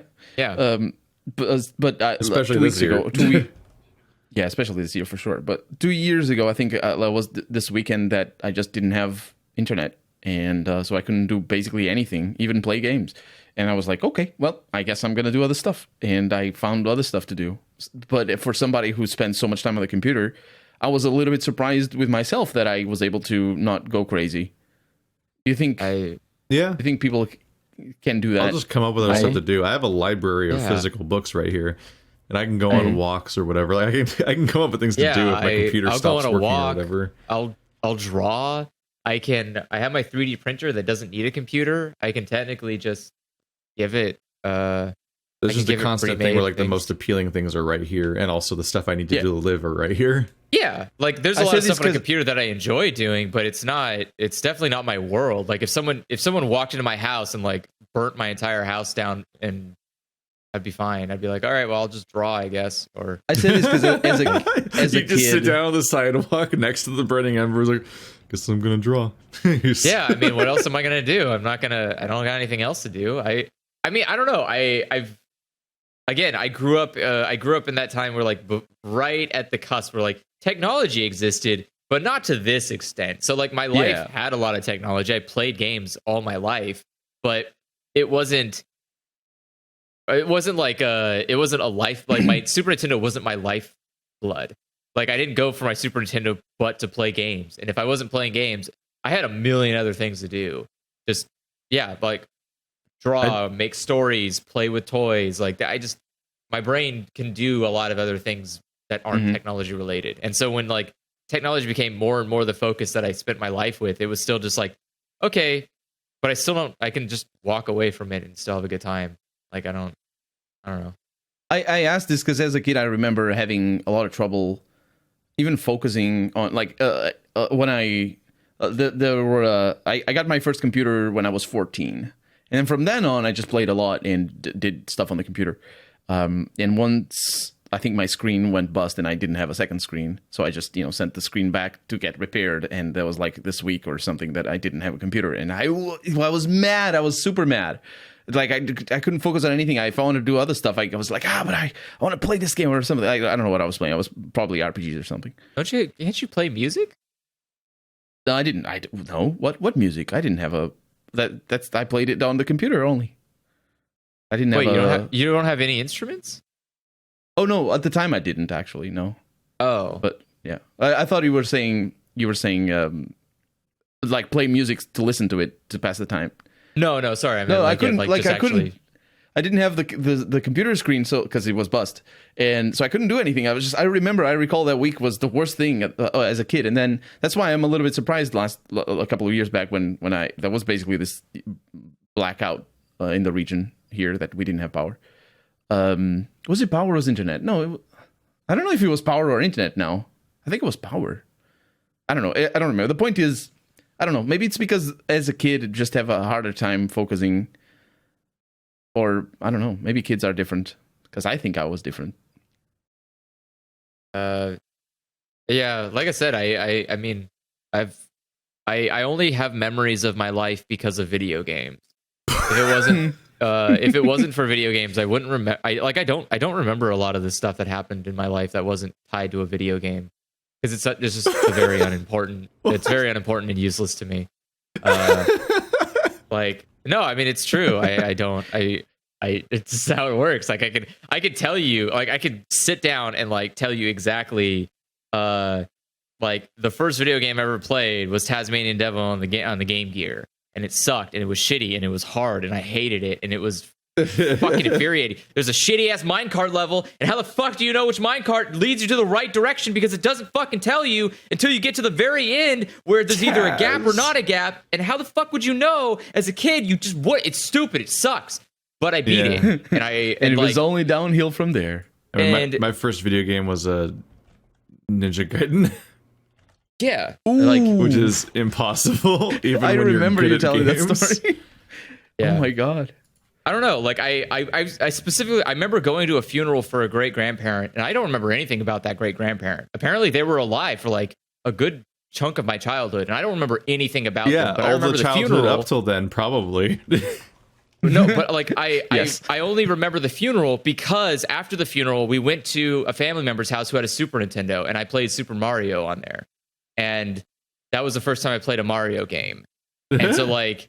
That's the only reason I remember this like funeral. Otherwise, I would. Like, thank God that grandparent died, so I could. My great grandfather died, and I don't even remember when. People keep telling me like, "No, you were there. You were like, you're like 5 or 6." It's like I was. I don't remember that shit at all. And it's like, well, I mean, you weren't. There wasn't games or anything. I was like, I'm not gonna fucking remember it. Like it's not important. They would say that like there wasn't video games there. Well, no, that's what I would ask him. It's like, well, we know your brain's fucked. It's like, what did I do when I was there? Did I like? I mean, when you're a small child, it's pretty normal to not have a proper understanding and respect of like what's going on and the weight of something. Well, but do not remember. I remember. The older I get, it was still the same thing. I can remember like for Christmas, I got a PlayStation at my dad's house, and I was super excited because I could finally play some of the platformers I couldn't play, like Bubsy 3D. And I fucking hated Bubsy 3D. What a shitty fucking game. God damn it. Why would anybody fucking make that video game? It's a fucking mistake. But I played the hell out of it on Christmas Day. Be sure to give Andrew 100,000 subscribers, so he's required to play Bubsy 3D to completion. I have it. I have it in my house right now in my stupid book. I know, we played your copy of it for a Let's Try. I hate it. It's a bad why game. haven't I uploaded that one? Because it's bad. You should forget about it. It's a bad It's not game. as bad as Sonic 2006. No, it is. Let history. I would rather play Sonic 06 in an I instant would rather. Oh my before god, I played so Bubsy bad. 3D. Bubsy 3D's ass. But I remember it because Bubsy my 3D dad is a platformer on the PS1 with tank controls, but in like. But it's a third-person platformer. Yeah, like and the third-person camera is on your ass, not above your head, so you can't see where you're jumping to. Fuck! At the bare minimum, if you're going to force yourself to play a tank controls platformer, you should at least like make yourself play Tomb Raider. Yeah. Like at least it has like a move set that you like slowly get weirdly comfortable with. And you're like, okay, I groove with this. I suddenly get how the fuck to make this work. And then you could play Gex, Enter the Gecko. You could play Croc. You could play Gex Tomb Raider. Had tank controls. Did he? No, I guess most platformers you just pressed a direction and they ran that way. But Bubsy has tank controls like Tomb Raider does. Where you steer your character, I don't think and it's Gex like, had that. oh god, rotating. It's I like that style. Gex was more like gameplay. Crash. Yeah, that's true. Crash Bandicoot. I had that experience with Crash Bandicoot. Honestly, you could also play Resident Evil. It's probably a better tank control game too. Yes, it has aged significantly better. Yeah, but I played the first Crash Bandicoot like on a demo CD, like a little demo, and I was like my cousin who had the PlayStation, he would be like, I really want this game, look at how fun it is, and I would play it. I'm like, and I never really liked it. And then recently, when the first 3 games got re-released, I saw a lot of people say, it was never that good, and I was like, I knew it. I never had a PlayStation, but I knew it was never that good. For what? Even though I only played the demo. For Crash Bandicoot? Yeah.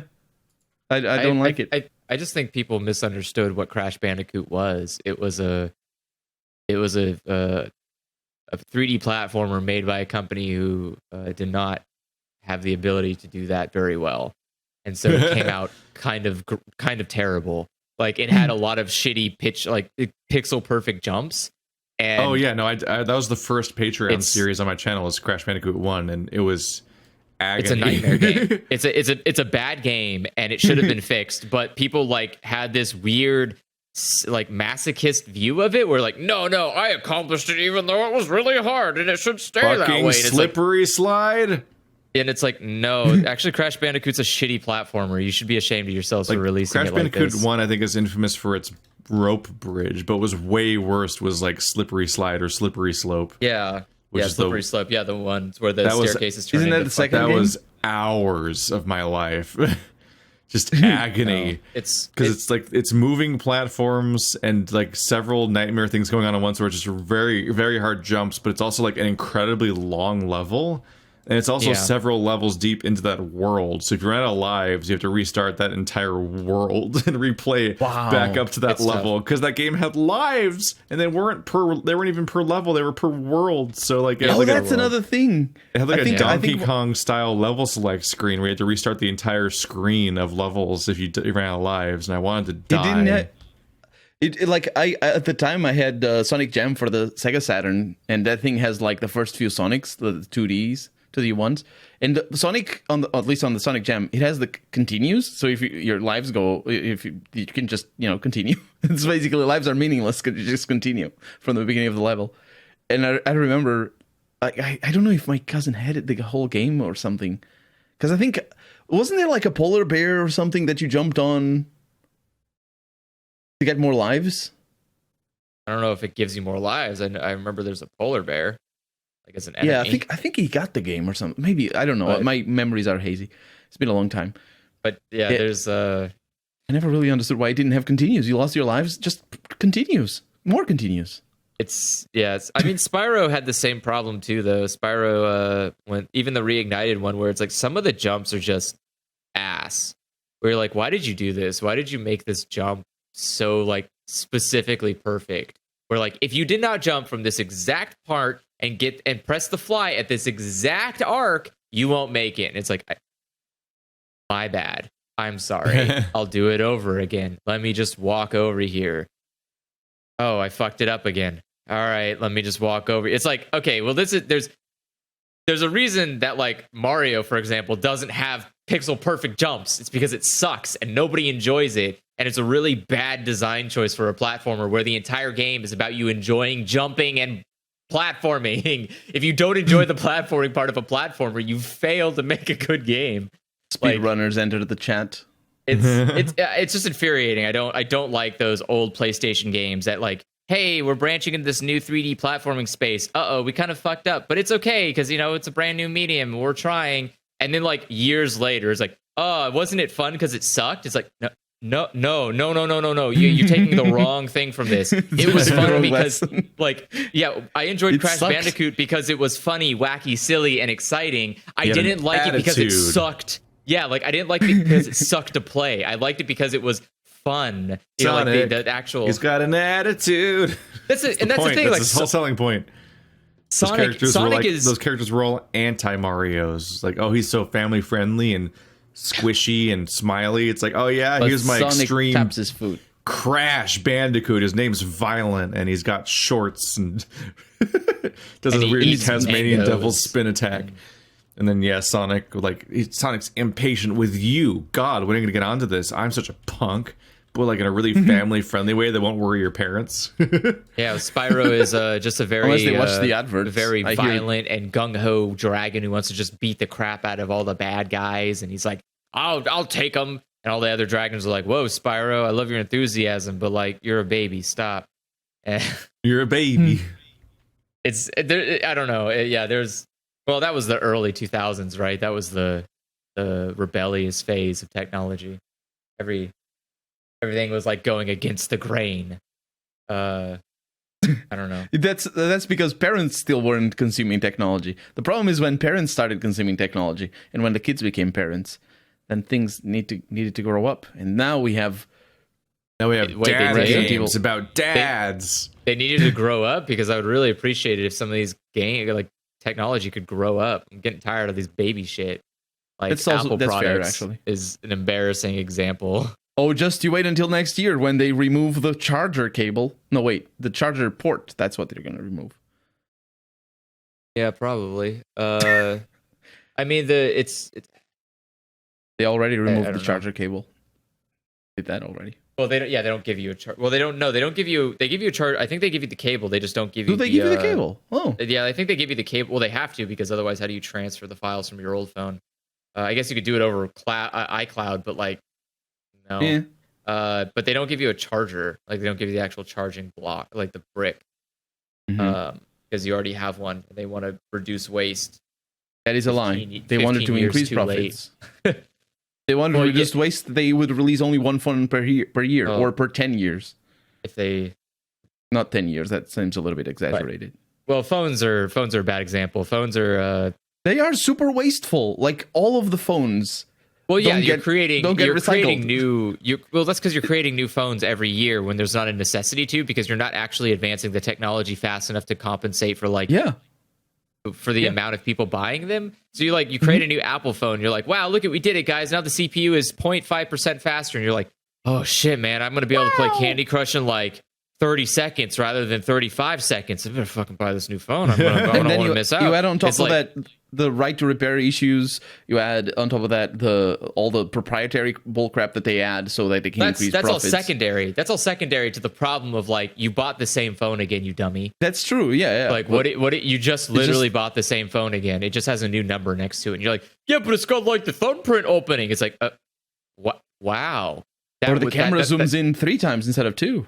Yeah, the camera takes 4K video. Do you have a 4K do you have a 4K Screen? editor at home? In the first Do you have a place. 4K television that you can play? Well, do you have a 4K television that supports Apple Play so you can connect your phone to the TV? Or do you need to go buy an $80 adapter so you can plug it into the TV? It's like, I hate it. It's like, yeah, this It's is super. It's so bad. Hey, Yeah. here's a wake up call. You're a dumbass. Stop buying new technology every fucking year. like, I have the same phone and it's like almost 3 years old now. And guess what?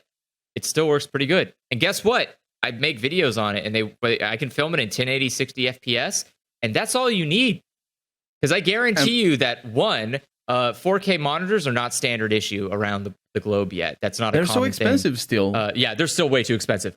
Because 2, 4K is better for television. Which again, I am not going to make no one watches YouTube videos on their television because they would rather watch it on their phone or their computer. You don't watch YouTube on your TV. That's like the smallest people majority. do. Gross. Maybe Some people sometimes do, when but it's like a very party- small majority of people because it's not a friendly environment to do it on unless you have Let me a look at my Chromecast or a smart analytics. TV. And again, even then, are you going to be able to stream a 4K video? No, you're not. You're going to, like, most people don't have internet to stream a 4K video. Most of them have barely enough to stream 1080. It's like, What's is the US still stuck in time for the last 5 years in terms of internet? you have to take a dart, throw it at a map, and I can tell you where, like, what point in history it's stuck in. Because I know there's some areas obviously have good internet, but yeah, like you throw a dart in Utah, and you're like, what the hell is broadband to you guys? Is it like the shit where like a turtle walks across the screen, and you're like, wow, look, a page loaded? Or is you talking about like Southern California, where like, oh, you guys have fiber? That's cute. No, you don't. You have like a weird super blast broadband where it will sometimes give you like 500 megabytes a second, but then most of the time it gives you 200. You chump. But yeah, pay us gigabyte prices. And then you go At to like this point- Seattle and they have like actual fiber, and it costs actual like less money than yeah, because shitty. it's cheaper. Fiber is actually cheaper than DSL. Well, yeah, but again, it's like the U.S. is a mistake in terms of infrastructure. So you have to like pick a place and then go down into it and go like, well, okay, it's probably not good. But some place it might be worse, some places not. I mean, we recently had to do the law where we had to say that broadband was 25 megabytes down and up, or no, down only. So you have to define broadband. I remember seeing something. yeah, about we that, had to define broadband because people were like living in dial-up era still, and we were like, hey, could you guys like get the fuck up with the times? It's like, well, they have internet. It's like, no, they have dial-up, and it's like that's good enough. It's like no, they need literal internet. I was curious, so I checked the data. So, okay, what's the data? Of my audience, 42.4 watch on computer percent. 53 on my side. Yeah. Mobile phone is 34.7 and tablet is 7.8. So you can combine those to be like 42.5 or something. Then TV is 7.6% and game console 7.2%. So I would combine those to be 14.8%. Consoles just are on TV, but without a smart TV. Yeah. I'm at 11.4 on TV plus console. So your audience is less a decent chunk of people. But I would say that it's not. It is very unlikely it is worth recording or making content in 4K right now. Like, it's not, you say that, but Keith is talking about the views, right? I mean, I just think of Donkey when he's like I just record everything in 480p and then edit it and upload it in 1080p, and like no one's ever noticed, like because no one actually notices video quality. No, because no one has that. When I finally had, because Vegas got moved from being Sony to being Magic's, and they finally had GPU acceleration, so I could finally render 1080p 60 videos without having it take so long that it would take all of my time, and I could never get recordings done and so on. And I switched everything to being 1080p 60 on my channel. No one noticed. Like, not a single comment on it. And people fucking nitpick every single detail of every single video I ever upload. No one fucking noticed the day I switched to 1080p 60. No. I'm noticing that the TV watch time is double everybody else, which makes sense because people are. It's more hassle to change anything. So you just set it and go, and it's like, all right, it's just going to run. I watch streaming on television more frequently because it's live content, and so there's not a necessity for me to like, I'm not changing anything, I'm not going through and I'm like, it's not switching from streamer to streamer. I'm watching this one consistent, like I specifically watch like people who stream all day so that I can just leave it on and it's there and I can look over and be like, oh man, look at that good play he did, and then move on. But like YouTube, I hate YouTube on a television. It's just it never is. It's a lot of couples. Couples? You get a lot of comments about how like they were watching with their wife or their SO or whatever. Yeah. There's like a lot of couples are watching YouTube on their TV. Although Stephanie watches everything on her TV. Like I'll just be walking by. They go to use the restroom and I just hear like Quentin reviews blaring out of the room and stuff like that. Well, I suppose it depends on the setup. Like if I had. I mean, at the end of the day, everybody has TVs still, but almost nobody has cable anymore. Like, well, that's what the TVs are for now, so you watch YouTube. That's true, I guess. I mean, oh my god, I cannot wait. God, I can't wait till cable just finally dies. I'd watch more stuff on a TV if I had space for one. Like, if I had a living room. Yeah, I was going to say, like, I watch all of my videos on my left screen. And if I had space and money for a big TV where my left screen is, maybe I just watch things on that TV. But that's not really watching TV, or even at that point, it's not even watching on TV because I'm just sitting down on a desk.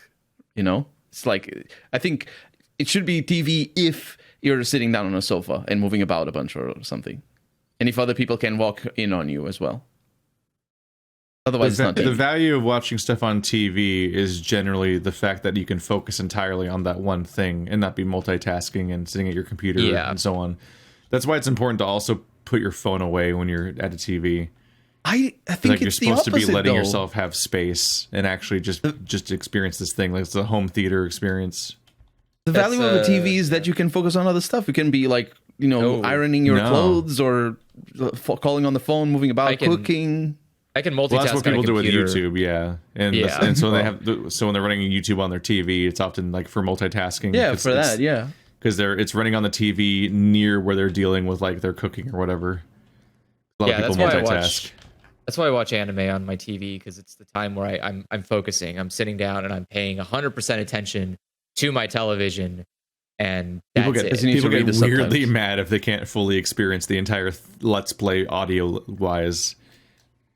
And I'm always like confused. I get very confused because like what comes to mind is that when you play Ori and the Blind Forest and any cutscene happens, it's like and it's like the fucking subtitles are like Ori did the thing with the sad stuff, and like it's just every single time it's that, and like people get mad I didn't read the subtitles out for them in English, and I'm like, what are you getting out of the other 99.9% of this playthrough where those cutscenes aren't happening, where I'm just like doing I'm not like podcasting, like it's just me doing platforming. Like how is this a good audio experience out of the rest of the time, where your only complaint is that the fact that I didn't read the subtitles out loud, it was such a problem that you needed to like you need to leave a comment for just that one thing, like it was worth getting that out of your way, but you couldn't go out of your way to read the subtitles when they were on the screen. God bless you, Hades, for doing 100% voice acting. I appreciate you so much. I would never want to read any of that shit. Keith, they hear the platforms in your frustration in the voice. They don't need to see it. They can They just want to hear me make vague noises and not understand why it's happening or what I'm having trouble with.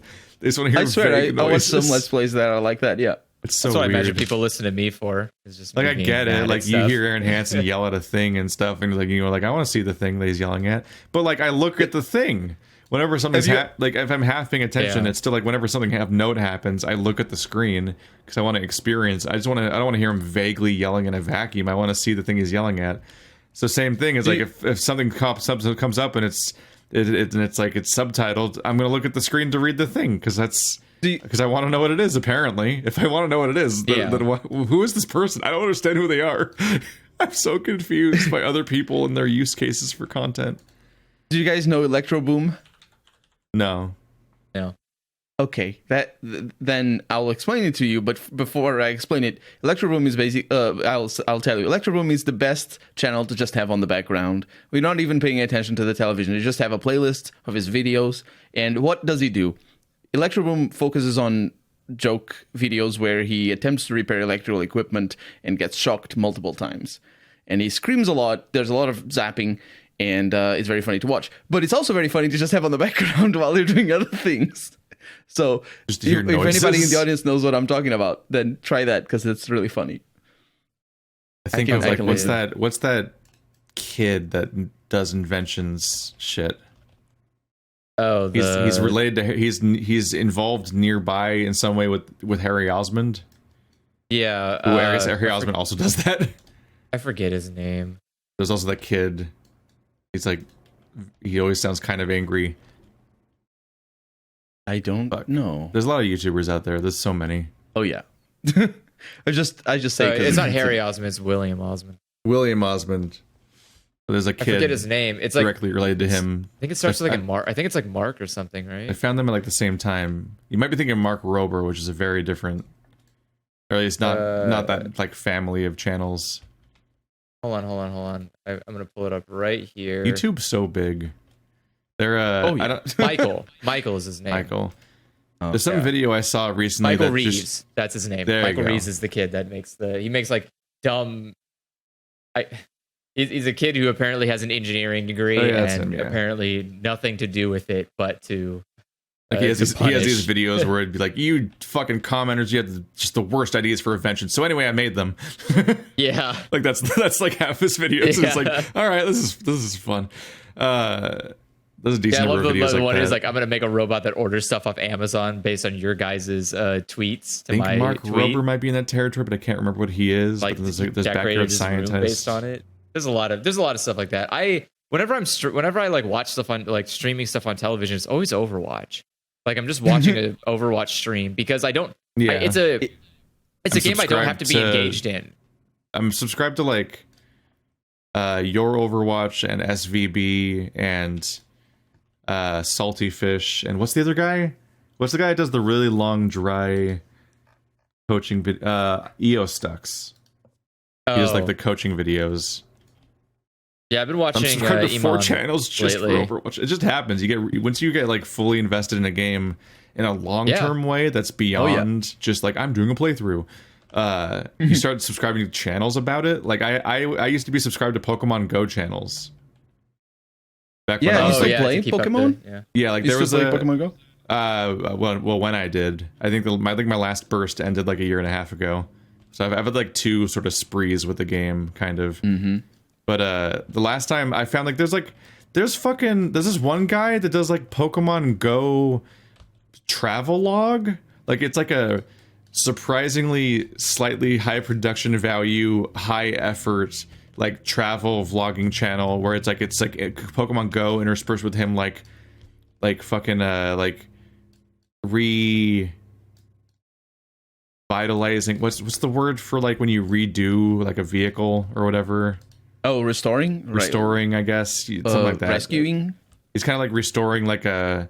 And like there's also rescue for cars. He's like restoring and refurnishing and refurbishing or whatever, like a towable like trailer because he's gonna like because he can like travel in the trailer, and he's like it's all of his like travel goals while on top of playing Pokemon Go, and he like hops from country to country and meets up with other Pokemon Go like YouTubers and goes to events and everything. But it's all about it's all like oh, and then here's the latest update about Pokemon Go, the same way that like play like your Overwatch would do, and like covering events and things. It's like. And it's just like, it's weirdly like, there's channels where I'm like, I'm not necessarily getting advice from this. And it doesn't necessarily, and it's like, it kind of has a narrative from episode to episode in a weird vloggy sort of way. But it really is like, you just like, if you're just playing a certain thing a lot, you start just like seeking out other people that are experiencing it. And like in many ways, that's also the role that we fulfill for certain games. Yeah. Like you have people that will obsessively watch like 100 playthroughs of the same game, just continuously. And then get really mad if yours doesn't match up with their expectations and stuff like that. And it's like, I'm sorry, I just existed in a vacuum. You put me in a context. But like I think of like Zero Escape fans, for example. Like how they'll bounce from playthrough to playthrough and playthrough, and then they get really mad when ours doesn't have lockstep opinion with all the other ones and so on. It's like, I'm sorry, we're just us. We didn't agree to be on your list. Also, you're in the wrong neighborhood if you're looking for positive Zero Escape content. In the wrong neighborhood.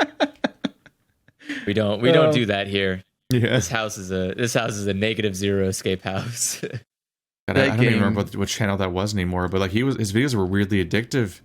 It took me back to like the old days of like watching a bunch of vlogging channels in like 2007. I guess I'm trying to think. I've never really had a really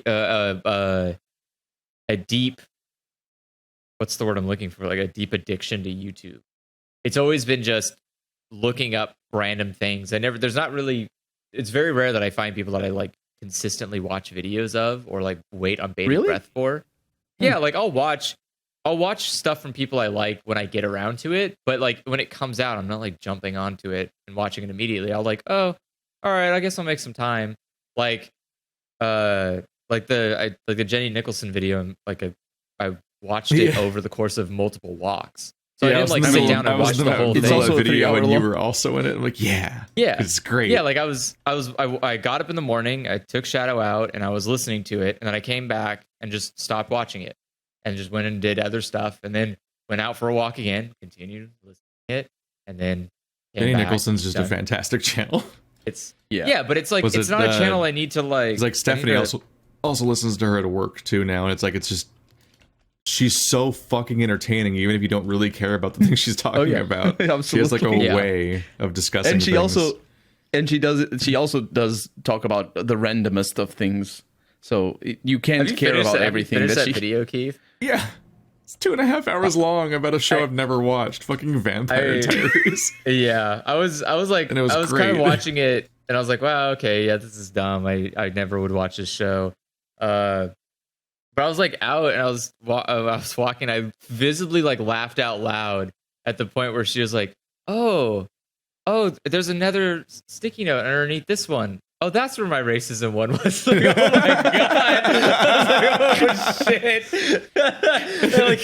It was like a delayed punch where I was like, oh fuck! Yeah, she's like, I wonder about this. Oh, she's the only African American character in the entire show, in the entire cast. Really, like, I wonder what the wiki says about her. And then the wiki's like, there's no discernible personality from her flashbacks.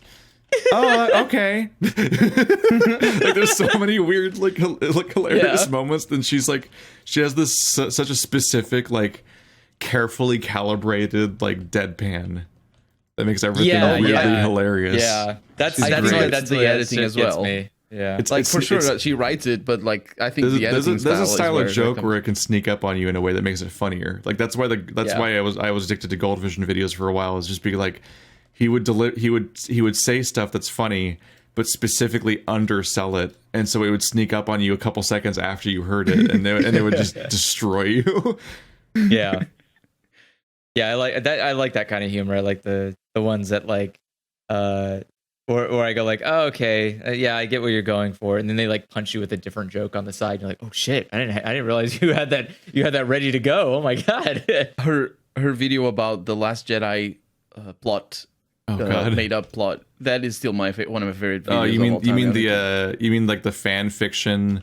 Different. I don't know if it's the the different version. You're talking about the one for Rise of the one for Rise of Skywalker, where I mentioned this recently in a video because it haunts me that like it's so funny. It was unbelievable. What happened is there was a novelist or something that would make like either screenplay. He'd either do the novelizations of movies into books for Star Wars, or he wrote some of the like alternate universe like stuff, which is all fan fiction basically. And he was part of the crew that's so mad about Force Awakens and Last Jedi, so he was gonna write a version of Rise of Skywalker that would fix the series of all of its perceived flaws, which I'm like, I can't even agree that these are flaws in the first place in most of the cases, so it's frustrating. And what was so infuriating is that like that video was hilarious, even though it kept showing all these like gross parts of the fandom of like, oh god, this is the things that people are mad about. Like they're mad that a female character is powerful and blah blah blah blah blah. And I'm so exhausted by these things. But what's most infuriating is how much of that, like I watched that video like right before I watched the real movie, and so much of it actually happened. And I was like, no. Like the first scene of the movie immediately had a thing from that, and I'm like, oh god. Please don't let Rey turn out to be your droid. Please. Because everything else is coming true. Please. That didn't happen, did it? No, that didn't happen, but Vat of Snokes did. And I'm like, oh, God. I can't believe the Vat of Snokes is real. I just keep having this conversation, though, but like, I never watched any Star Wars movie, but every time people say, oh, you never watched it? Like, because I'm playing Star Wars Knights of the Old Republic 2 right now, and so every time I mention it on stream, people go, oh, how can you? And like, I've never had anybody who enjoys. It is really funny that you're playing KOTOR while having never watched Star Wars. It's a great game. It's a brilliant game. Yeah, there's just a lot of context. Yeah, that's impressive. It's fine. You can understand all the things, no problem. Yeah, it's just usually that's the reason you're playing the game. Yeah, that's fair. But like every person that I know that likes the movies, like they're not that great. Can anybody tell me? Watch the movies; they are great. Nobody can even tell me that. So I'm like, it does vary from person to person a lot. Like there are super fans that are obsessed with every single movie and think they're practically perfect, except for maybe one or two that they specifically fixate on as being the bad ones. And like obviously everyone's super different from person to person. Yeah, and there's a lot of prequel apologists that love those movies and they love the original series, they're furious at the new trilogy. And there's people that think that the old trilogy and the new trilogy are the best ones, or at least they might have thought that until Skywalker came out. And then there's a lot of mixed bag stuff.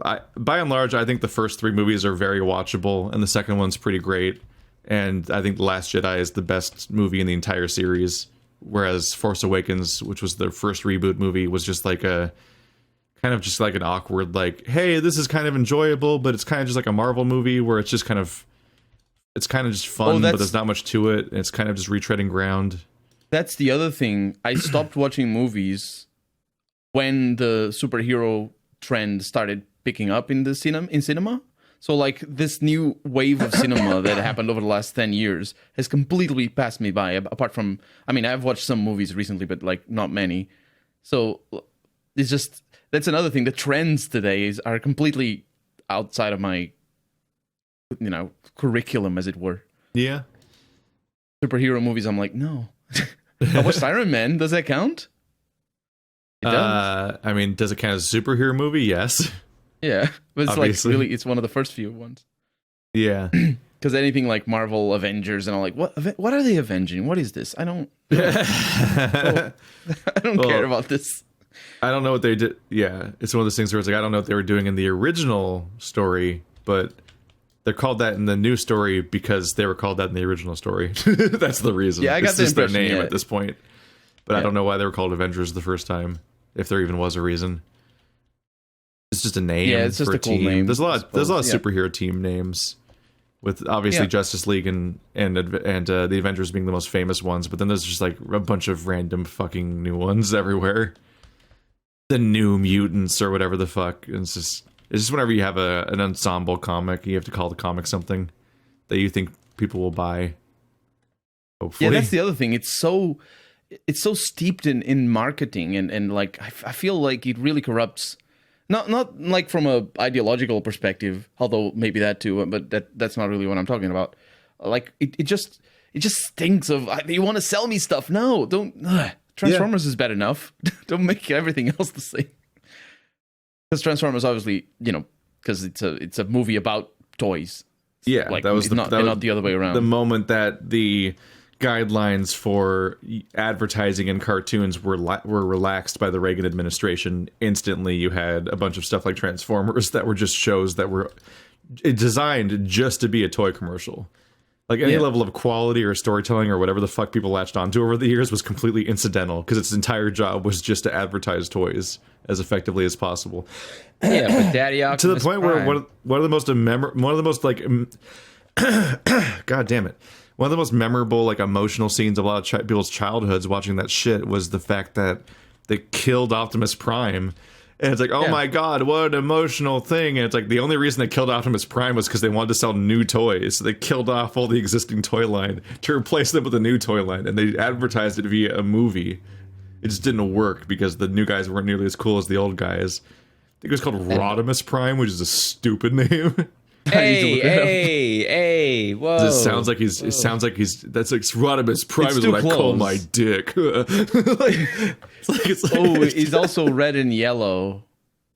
Oh, that's not a good combination. Well, that's because it's Hot Rod. What is he? And Hot One Rod Punch became Man? Rodimus Prime. Rodimus Prime. What a horrible and incredibly lewd sounding name. I mean, what about Maximus Prime? Some prime rod you got there. Like, how the fuck did that Yeah. make it in? Maximus Prime is one. That's a great one too. Yeah, but it doesn't sound like something, at least. It's just nothing. It's a nothing name. Maximus Prime. It's just incredibly boring. Optimus Prime is just better by default. It's red and blue. Oh. Like, it's America. Even though he's America. an alien. You can't beat that. It's a Japanese cartoon. What the hell are you guys talking about? He was, but it didn't always take place in the United States. No. Well, also, I don't think they are Japanese cartoons. No. Transformers is a Japanese product. Do not Are they? misunderstand. They're called a different thing. It's a different show. I thought it was. Is Hasbro Japanese? No, you're confused. There's a show that they're it's made after. Yeah, Hasbro's American. They're Doesn't a Hasbro rip-off of own Japanese Transformers? toys. They're a rip-off of Japanese toys. I remember learning about this, but let's see. No, they began as Japanese. You're right. Yes. A toy line called Microman. Oh, that's There you why. go, It's a mixture of all the things that we're saying. Produced by Hasbro Toy Company and Japanese toy company Takara Tomy. Yeah. So The mixture of all the things that we're saying. Yeah, both. Yeah. Well, they were imported, so they were made in Japan first and then imported by Hasbro to America. So Hasbro was in charge of distribution and creation of the American line, but Japan was the one who started this shit. Because you think Americans invented Transformers? We're not that fucking interesting. Japan's the one that makes cool mechs and shit. Japan, if there's something with mechs, it's always Japan. It's always Japan that makes mechs. That's true. Also, Microman. You Gundam. You think Microman is also a pretty lewd name. You want to know what America made? We made G.I. Joe. Wow, that is G.I. Joe. That was so innovative, so interesting. Could you tell me who the hell any of the characters are? because they all just no. Whenever I stupid. try to think of GI Joe, I end up just thinking of Stretch Armstrong. The enemies of GI Joe were more interesting than GI Joe. Like, how did you fuck this up, America? It's GI so Joe odd. was Like, no. That's on purpose though. GI Joe was designed to be unremarkable. Yeah. Like, well, then villains why are would you villains make are why would also you make always Cobra more Command? interesting. Cobra Command was amazingly interesting. They had like cool villains. They had cool trucks and cars. They had like cyber technology and stuff. And then GI Joe's like, I got a grenade. I'm gonna blow it up. It's like, get the fuck out of here, dude. GI Joe was called Action Force in Portugal, and I liked Action it. Force. Action Force. I never had any, but I liked the adverts. That's Just what a nothing name. Yeah. it just doesn't translate GI Joe. First, I mean, an action is already a force. No, I think it was literally called. He was called Action Man, right? He wasn't Action Force. It was Action Man. Action man. I think that was it. I'm looking at the wiki That page. doesn't- It says doesn't also sound known as as Action catchy. Force. And no, of course not. yeah. Action Man. Is it Action Man? Yeah, Let me see. I don't like that. Obviously, it's all in Portuguese. Action Man, compra já, or something like that. Oh, that works. I don't know. Action Man doesn't. Action It Man was- sounds it too, was- too wordy. It was licensed by from Hasbro, so it was the same company, right? Yeah, Hasbro's the know. one who produced it. Yeah. Okay. So it's probably either sort of the same thing or renamed or whatever. Hasbro's I in like charge it. of like most children's toy shit. And they're also really What do they got? crap. They've got My Little Pony. They've got Nerf Play-Doh, Monopoly, Nerf Play-Doh. Wait, Transformers. I accepted that was just one thing. Nerf Play-Doh. Just Nerf the Play-Doh. horrifying, please. shitty like Play-Doh darts that you jam into your Nerf gun and they get jammed. Like it only fires once in the entire lifespan of the gun, and then you just like can never get it to work again. You got to fill it with like flour or like baby What? powder so that it doesn't stick to the gun. Oh my god. You have to. Is that a real thing? No. Oh, okay. Oh my god, I didn't realize that Hasbro's also in charge of making Disney products too. Good god, this company's like They are really monolithic. bad. They are very, very bad. They also make Lincoln Logs. Oh, sorry, they call them What's that? classic farmhouse building sets now. Wow. I need to Oh look no, this up. they're still called Lincoln Logs. Lincoln Wait, why? Logs. Yeah, Lincoln Logs, dude. Lincoln Logs Oh, is that's- shit. I had so many That's Lincoln like Logs Lego as a kid for- because my Yankees. grandparents had them as a kid. They're like, we got all these Lincoln Logs. You want them? I was like, fuck yeah. I built like a giant like- skyscraper out of Lincoln Logs. This is great. That's like Lego, but worse. No, they're way better. You can I don't know. They're There's basically so just- much they're more- basically just long log things that had like little divots they could stack at certain Yeah. configurations. but you can make there's so much more rewarding to break. Oh god, when you build like super tall, yeah, and then you just I bet like they bust are. them And down. I There's never so much know where an Andrew sentence is going to end. it's great, but Legos are kind of frustrating because it takes a lot of effort to make Lego stuff. Like you have to snap course, them yes. in together. So when you build something big, you're like, I don't want to break it. It took a lot of time. Lincoln Logs just like stack, done. But punch. Lincoln Logs, like they're really great. limited though. Knock it all over. They're really Yeah. limited. You can mostly only make houses with them. No, he What, just like Lincoln Logs? he just liked to destroy his Lincoln Log constructions. Yeah. He wanted to I just go wanna- I rampage did that on with the them. Lego as well. It's just Well, hurts because a little bit more, Legos are all perhaps. stuck together, so you're gonna hurt yourself if you. Yeah, it's not or as it's fun. or it's just not gonna all come apart like a Jenga Now, tower. if you're big brained Andrew, you make a Lego sword and use it to cut down your Lincoln Log house. Yeah. There you go. You've now created the perfect playtime. Yeah, I liked Legos growing up, but I didn't like toys. Like I didn't. I What never toys? like played Imagine Like action with figures like an and stuff action like that? figure and like and they I didn't- oh yeah. no and they're doing the thing. Like I don't relate to those scenes in movies because I never did that as a kid. But I did like building stuff with Legos. I did like action figures, but only Mega because I guess I had to do it because my sister played with Barbies, and so if there were times you had where to I beat couldn't, her at that. well, yeah. So like I had to. I'm the I superior had to toy play. man. Well, because I obviously she wasn't going to play video games, so I had to play Barbies with her. Her parents' command. cooperation. And so I would have to like invent So she would be, Disgusting.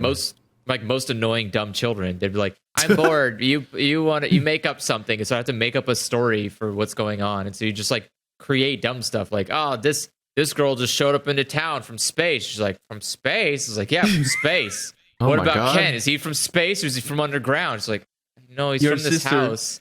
Like, your From his sister did. house. yeah, like you Your just sister- you have to like go for it. She did to you basically what I did to my sister, and that's why she didn't play with the dolls, because I didn't play with dolls. I'm older, so I basically forced her to come up with stories so I could just play around and all that. Yeah, I don't know that. So I had experience making like dumb stories with toys. So I was like, oh, I can do this like on my own. So I had like, I think I had a few, but it was mostly like at my grandparents' house, not at my house. Like my house just was my Super Nintendo, and that was it. I didn't really have toys because I didn't want them. Like I don't. Yeah, because Nintendo was better. Yeah, why would I want toys? Yeah, I could get like I had hundreds of video games hours too early. Well, I mean, that's again, my parents gave them to me. It's not like it's Yeah, not like that. There's no too early for video games. It's not like, There might be- some it's like some devil walked into my like bedroom one night and was like, "Hey kid, you want a Super Nintendo? You're never gonna play video. You're not gonna play toys again." My parents were like, "No, devil, get out of here! Not with your stupid Super Nintendo." Too late. He already took the controller. He signed the contract. Just flew out the window. It's like, fuck, it's over. Andrew's stuck. Yeah, no, once I got a NES, it was like, well, the seal's broken. Yeah, like what do you? It's also fucked up my timeline mentally of how video games, like when video games happened, because Because you're behind the times. well, it always fucks with me, yeah, to look back and be like, wait, Yeah. when I was born the year the Super Nintendo came out, but I was given a Nintendo when I was like 4 or 5, I think. So at that point, Yeah. I think the NES was like 10 years old. like. Yeah, Like, and I was like, wait, what? That like fucks up my entire that's also- timeline of when things happened. That's Well, also realistic as well for a 5-year-old. It's old consoles for you because they are expensive. Yeah, that's what happened. Like my first game was like Ninja Gaiden, and then I had like the Mario Duck Hunt combination cartridge, and track and The field. famous- Like we had the pad. It was like a track and field pad. I don't really remember playing the game. I just remember the pad. Like that's all I can remember about the game. Was like, oh, it's a weird peripheral, just like how Duck Hunt had the light gun, which we had. Yeah. There's Like, that how was does like this work? It's magic. my first It is, system. it is very ingenious. Like my first console, because I had my Game Gear at my mom's house, and then I had so I was playing that a lot. And so to counteract it, because my parents are divorced, my dad needed something to make me want to come over there. And so his reason was like a Sega Master System, because he found one for cheap. Because it's an old console by that point. And so that was like my experience. My first experience with a console was like a Sega Master System. So but by that time, like, cool toys. I mean, that's literally how divorced parents work. Is usually like they're competing. They're competing for your love with objects, but you're just sitting there like, I wish you guys loved me. Like, they're just like constantly throwing stuff at you. It's like, do you want to play with me? He's like, I don't have time. I got to get money to buy you more stuff, so I'm better than your other parents. Like, I just want to interact with you. Why are you like this? All right, I guess I'll just play more Bubsy 3D on my PlayStation. Thanks, Dad. Like, The story was I have- already sad. I have like so few memories of hanging out with my dad. I have so many memories playing video games at my dad's house. Like so many memories. I have like all my memories of my dad are just bad memories. And then it's like, yeah, but I also played like the Nintendo. That was pretty cool. He wasn't there for that, of course, but like I played that. It's like all these like, oh, I played Sega Genesis at my dad's house. He wasn't there. It was because he went to work and his girlfriend didn't let me in the house, so I had to go outside. And eventually the kid next door had a Sega Genesis. He's like, "You want to come inside and play?" And I was like, "Sure." And so I played Sega Genesis. It wasn't even your dad's No, house. it wasn't my console. It was your dad's neighbor. Yeah. What a 'Cause I fucking wasn't- plot Yeah, twist. I just wasn't allowed in the house so I had my PlayStation, but I couldn't play it because I couldn't go in the house because his girlfriend didn't want me in the house. And so I had to stay outside. And so I was just sitting outside on the lawn, and then there was a kid that was in the neighborhood and it was like, "Do you want to like play games?" I was like, "Yes, I would love to play video games." He's like, "I have a Sega Genesis. Like, I'm there. Let's go." And so I'd play Sega Genesis at that kid's house. And then I would run back out at a certain time because I knew my dad would get home. But if I wasn't outside when he got home, I would get in trouble. because he would think I got kidnapped, and that was a problem for him because he'd have to explain it to my mom. So like I would get out there in time. But yeah. Did you ever tell your dad? What? That I was playing at the no, that your fucking his girlfriend was like kicking you out, but also you'd be in trouble if you weren't there when he got home. But you also couldn't be in there. Like, what the fuck? No, like that was such an awkward situation. There was like a time where there's a time where I was like playing. So I was obviously fucked up. I was like sitting there. I was sitting and I was playing games at that house, and him and his girlfriend were like arguing for like 2 hours straight. And I was just like, just playing games. It's fine. And I came down like, it was like 8 o'clock at night. And I was like, are we going to eat dinner? And like, cause I hadn't eaten again, I'm not allowed in the house during like the day. So I didn't eat lunch. And so I was coming down. I was like, are we going to eat dinner? I'm kind of hungry. And, and my dad was like, what are you hungry? You had lunch. I was like, I didn't have lunch. What the hell are you talking about? And like his girlfriend's like, you had lunch. Don't lie to him. I was like, I didn't have lunch. I'm never allowed inside the house.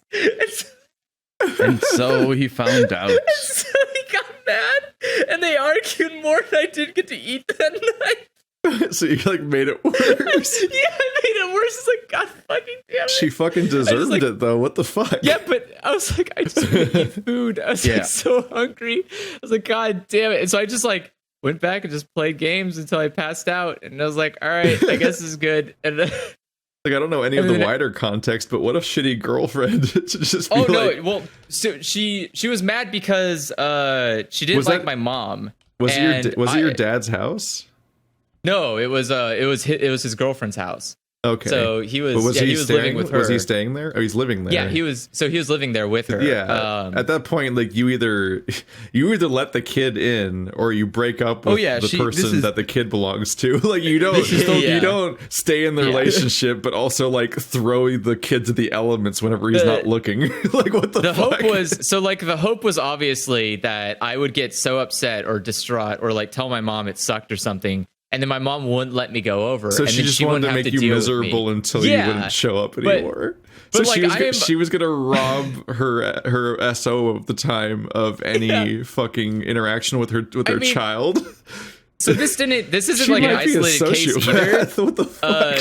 Well, okay, so she's not a sociopath. She's like literally a crazy person. She ended up like after my dad broke up with her, a couple of years later, she ended up like killing her parents because they lived in the same house with her. Whoa! And she killed them because they were like old and she didn't want to take care of them anymore. Wow! And so she wanted to just have the house, and so she just like murdered them in their sleep. And I remember my dad was telling me, he was like, man, a good thing that I didn't date her for long. And I was like, what the fuck, dude? Like, you were never there. I was the one with her alone all the time. I could have fucking got killed. What the hell's wrong with you? Christ. Like, that's also I mean, yeah, it's like, what the fuck? What is this? What are you like? Yeah, good thing I got out of that. I was like, what the fuck, dude? I mean, that's not the first example either, which is weird. Like the other person he dated didn't let me go to dinner with him.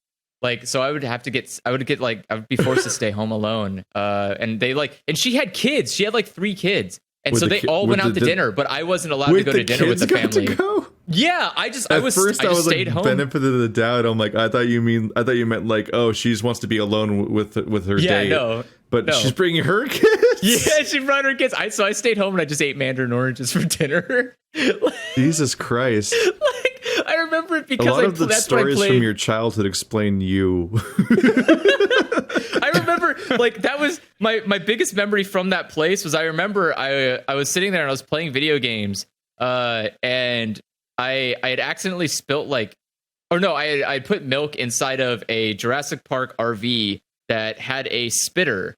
So you press a button and it comes up with a dinosaur spitter and he spits water at the person. It's like, oh my gosh, it's like the spitter from the movie. And I was like, yeah, but it can spit milk into my cereal bowl. That's fucking genius. And so I put milk in it. You didn't say the magic word. And so I was trying it, and obviously, I'm a kid, so I was getting all over the place. There's just milk spraying. Disgusting. All over the kitchen. That as an adult. Fiend. But it got in my cereal eventually, so I ate the cereal and I moved on, cleaned out the car, moved on, and went out with my life. I didn't clean up the kitchen though. I forgot to do that. Milk is terrible to get off of things that you spill over. No. Yes, it is. It's just awful. I know it firsthand. I remember I was upstairs. I was playing Mortal Kombat, and on the PlayStation, and I hear my dad come home, and I was like, "Oh, my dad's home," and I hear him like every story has to be anchored to the video game that was there. I'm telling you, this is how my memory works. And I'm there playing Mortal Kombat, and he comes home, he goes in the kitchen, I hear him go like, "What the fuck?" And I hear him like keep saying that over and over again. I was like, "What's he doing down there? Is he ever? Oh, I didn't think I cleaned up the kitchen." And I hear him stomp up the staircase. Stop.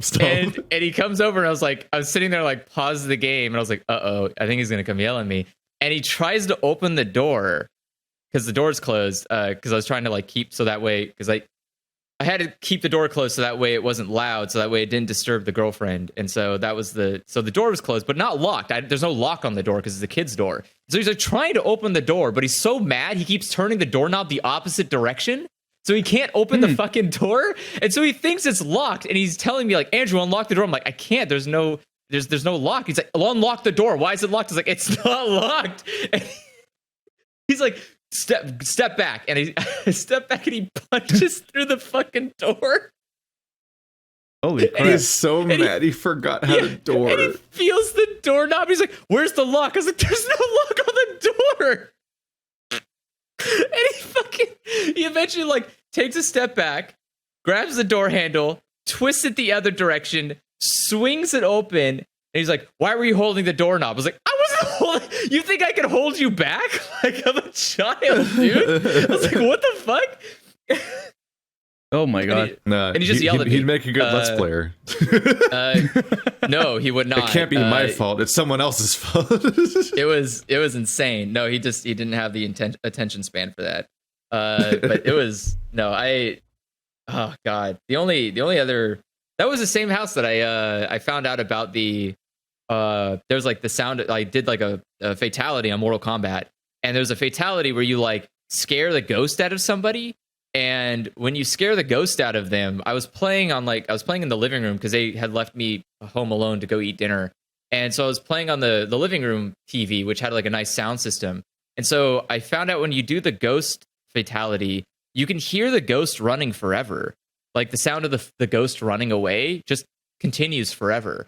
And I didn't know that.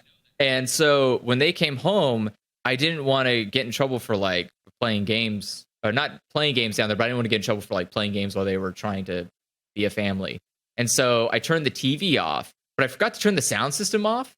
And so I just left the PlayStation on, and I just turned the TV off because they just, they were like doing whatever stuff. They were watching TV and stuff, but not with the sound system. And so they're watching TV. They close TV, and at night I go back down to play the PlayStation. I keep hearing footsteps, and I'm like, "Where the fuck is that coming from?" And it's like middle of the night, and I'm like, "Oh my god, is there someone in the house?" And I'm like going through like room to room, like downstairs, trying to figure out like where the fuck are these footsteps coming from? And they keep like they're only in the living room. I'm like, "What the hell?" And then I eventually realized like, "Oh, it's the game. Like the game is making footsteps and definitely sounding. That's weird." But yeah, yeah. Fun fact: they're coming for you. We're playing Mortal Kombat 3 on the PlayStation 1, but. There's a lot of all of my memories are just tied to video games. Like it's weird. My first interaction with a gay couple was over Legend of Zelda on the NES. That was like the first time I interacted with. What? Yeah. My dad went to work and left me at these two strangers I've never met before, and they were partners. And they didn't know how to take care of a kid because they never had kids, but they wanted kids, and so they wanted to babysit so they could get an experience for like adopting a kid. And they just sat there and played Zelda the whole time. And so they were like, "What a great kid!" And they were like, "Well, what do you like to do?" And I was like, "I like to play video games." It's like, "Well, we only got the Zelda game for the NES." I was like, "I'm fucking here for Zelda." I was like, "Yeah, I love Zelda. I want to play Zelda." And so like. All right, and so they helped me play Zelda because I was, a dumb kid. I didn't know how to play Zelda very well. And so it was like interactive the whole time. Okay. Yeah, they were like sitting on the couch with me. We want to have a demo child, please. And then you just sit in the corner alone and don't interact with them. And they're like, "Oh no, they were this didn't great. work out at all." They were super nice. That's really wholesome. Then. Yeah, they just sat down. Yeah. They played like Zelda with me, and they're like, "Yeah, that's where you go. You got to fight the thing." I was like, "Yeah, I'm doing it." They're like, "We did it, yay!" And I was like, "Wow!" And then afterwards, like we beat Zelda, and he's like, "Hey, do you want to like my partner's got to go take care of a beehive that we have in our backyard. Do you want to watch him take care of that?" And I was like, "Yeah." And so me and one of them went to like the very edge of the backyard. You almost had a dad for a minute. Yeah, well, I had two dads for a second. Yeah, you just need to like turn to them and be like, "Can you be my parents?"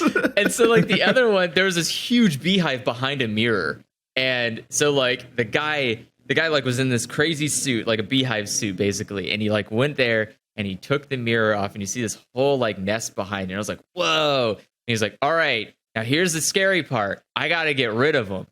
He's like, "So we're gonna move out of the backyard into the house and watch through the window." And I was like, "Okay." And so he like started taking the beehive stuff off.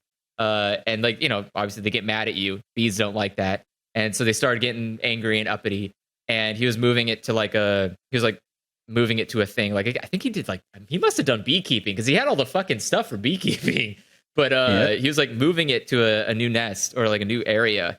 And but I didn't understand that. And so I saw him like covered in bees and I got scared. And I was like, "Oh my God, he's going to get hurt. He's like covered in bee. I know what it feels like to get stung by a bee. It hurts. Like he's going to get hurt." And so I ran out there to help him. And one of the dads, and then not one of the dads, one of the the guy that was with me was like, no, don't go out there. He had to like grab me, and I was like halfway out the door, and so like some of the bees got on me. Oh no! And they were like freaking out because they're like, "Oh God, he's gonna get stung by the bees." And so like the guy that was in the bee suit was like slowly like putting the bee thing down. He's like coming back and like trying to like move the bees off of me without me getting stung. He's like, just be calm, just don't make any noise. It's okay, or I'm gonna get the bees off you. I just remember being like, "Yeah, but you have bees on you. You have bees on you." He's like, "I'm okay. Like, yeah, I'm fine." You just could not understand a bee suit. Yeah. I just didn't get the point of the bee suit. I didn't realize it prevented you from getting stung. I just thought like, "Oh shit, he's got a lot of bees on him." Like, fuck, the guy's gonna get hurt. Damn. Now I'm just trying to imagine the personality of alternate universe Andrew that is two cool gay dads instead of one shitty dad. He's probably like really chill. He probably like had a really good life. He's probably like really content with stuff. He doesn't get angry about stuff. He probably is like He likes Sonic 06. He's probably diamond in Overwatch. that motherfucker. Fuck that Andrew. I don't fucking like that one. I hope he dies. Fuck that Andrew in that timeline. He doesn't deserve it. Fucking Andrew into the multiverse. I'm gonna go over there and strangle the shit out of him. I deserve to be Diamond. I deserve to have two dads. I don't think we can top that. I think that's the end of the episode. Yeah. Thanks for hate that, coming, Andrew. everybody. God damn. You can ask questions by sending questions to dialoguechoicespodcast@gmail.com. I think that's I'm not going to check. It's the description. I think it's in the description. People barely ever set them in anyway. See you guys next week. Bye-bye. Thanks for listening.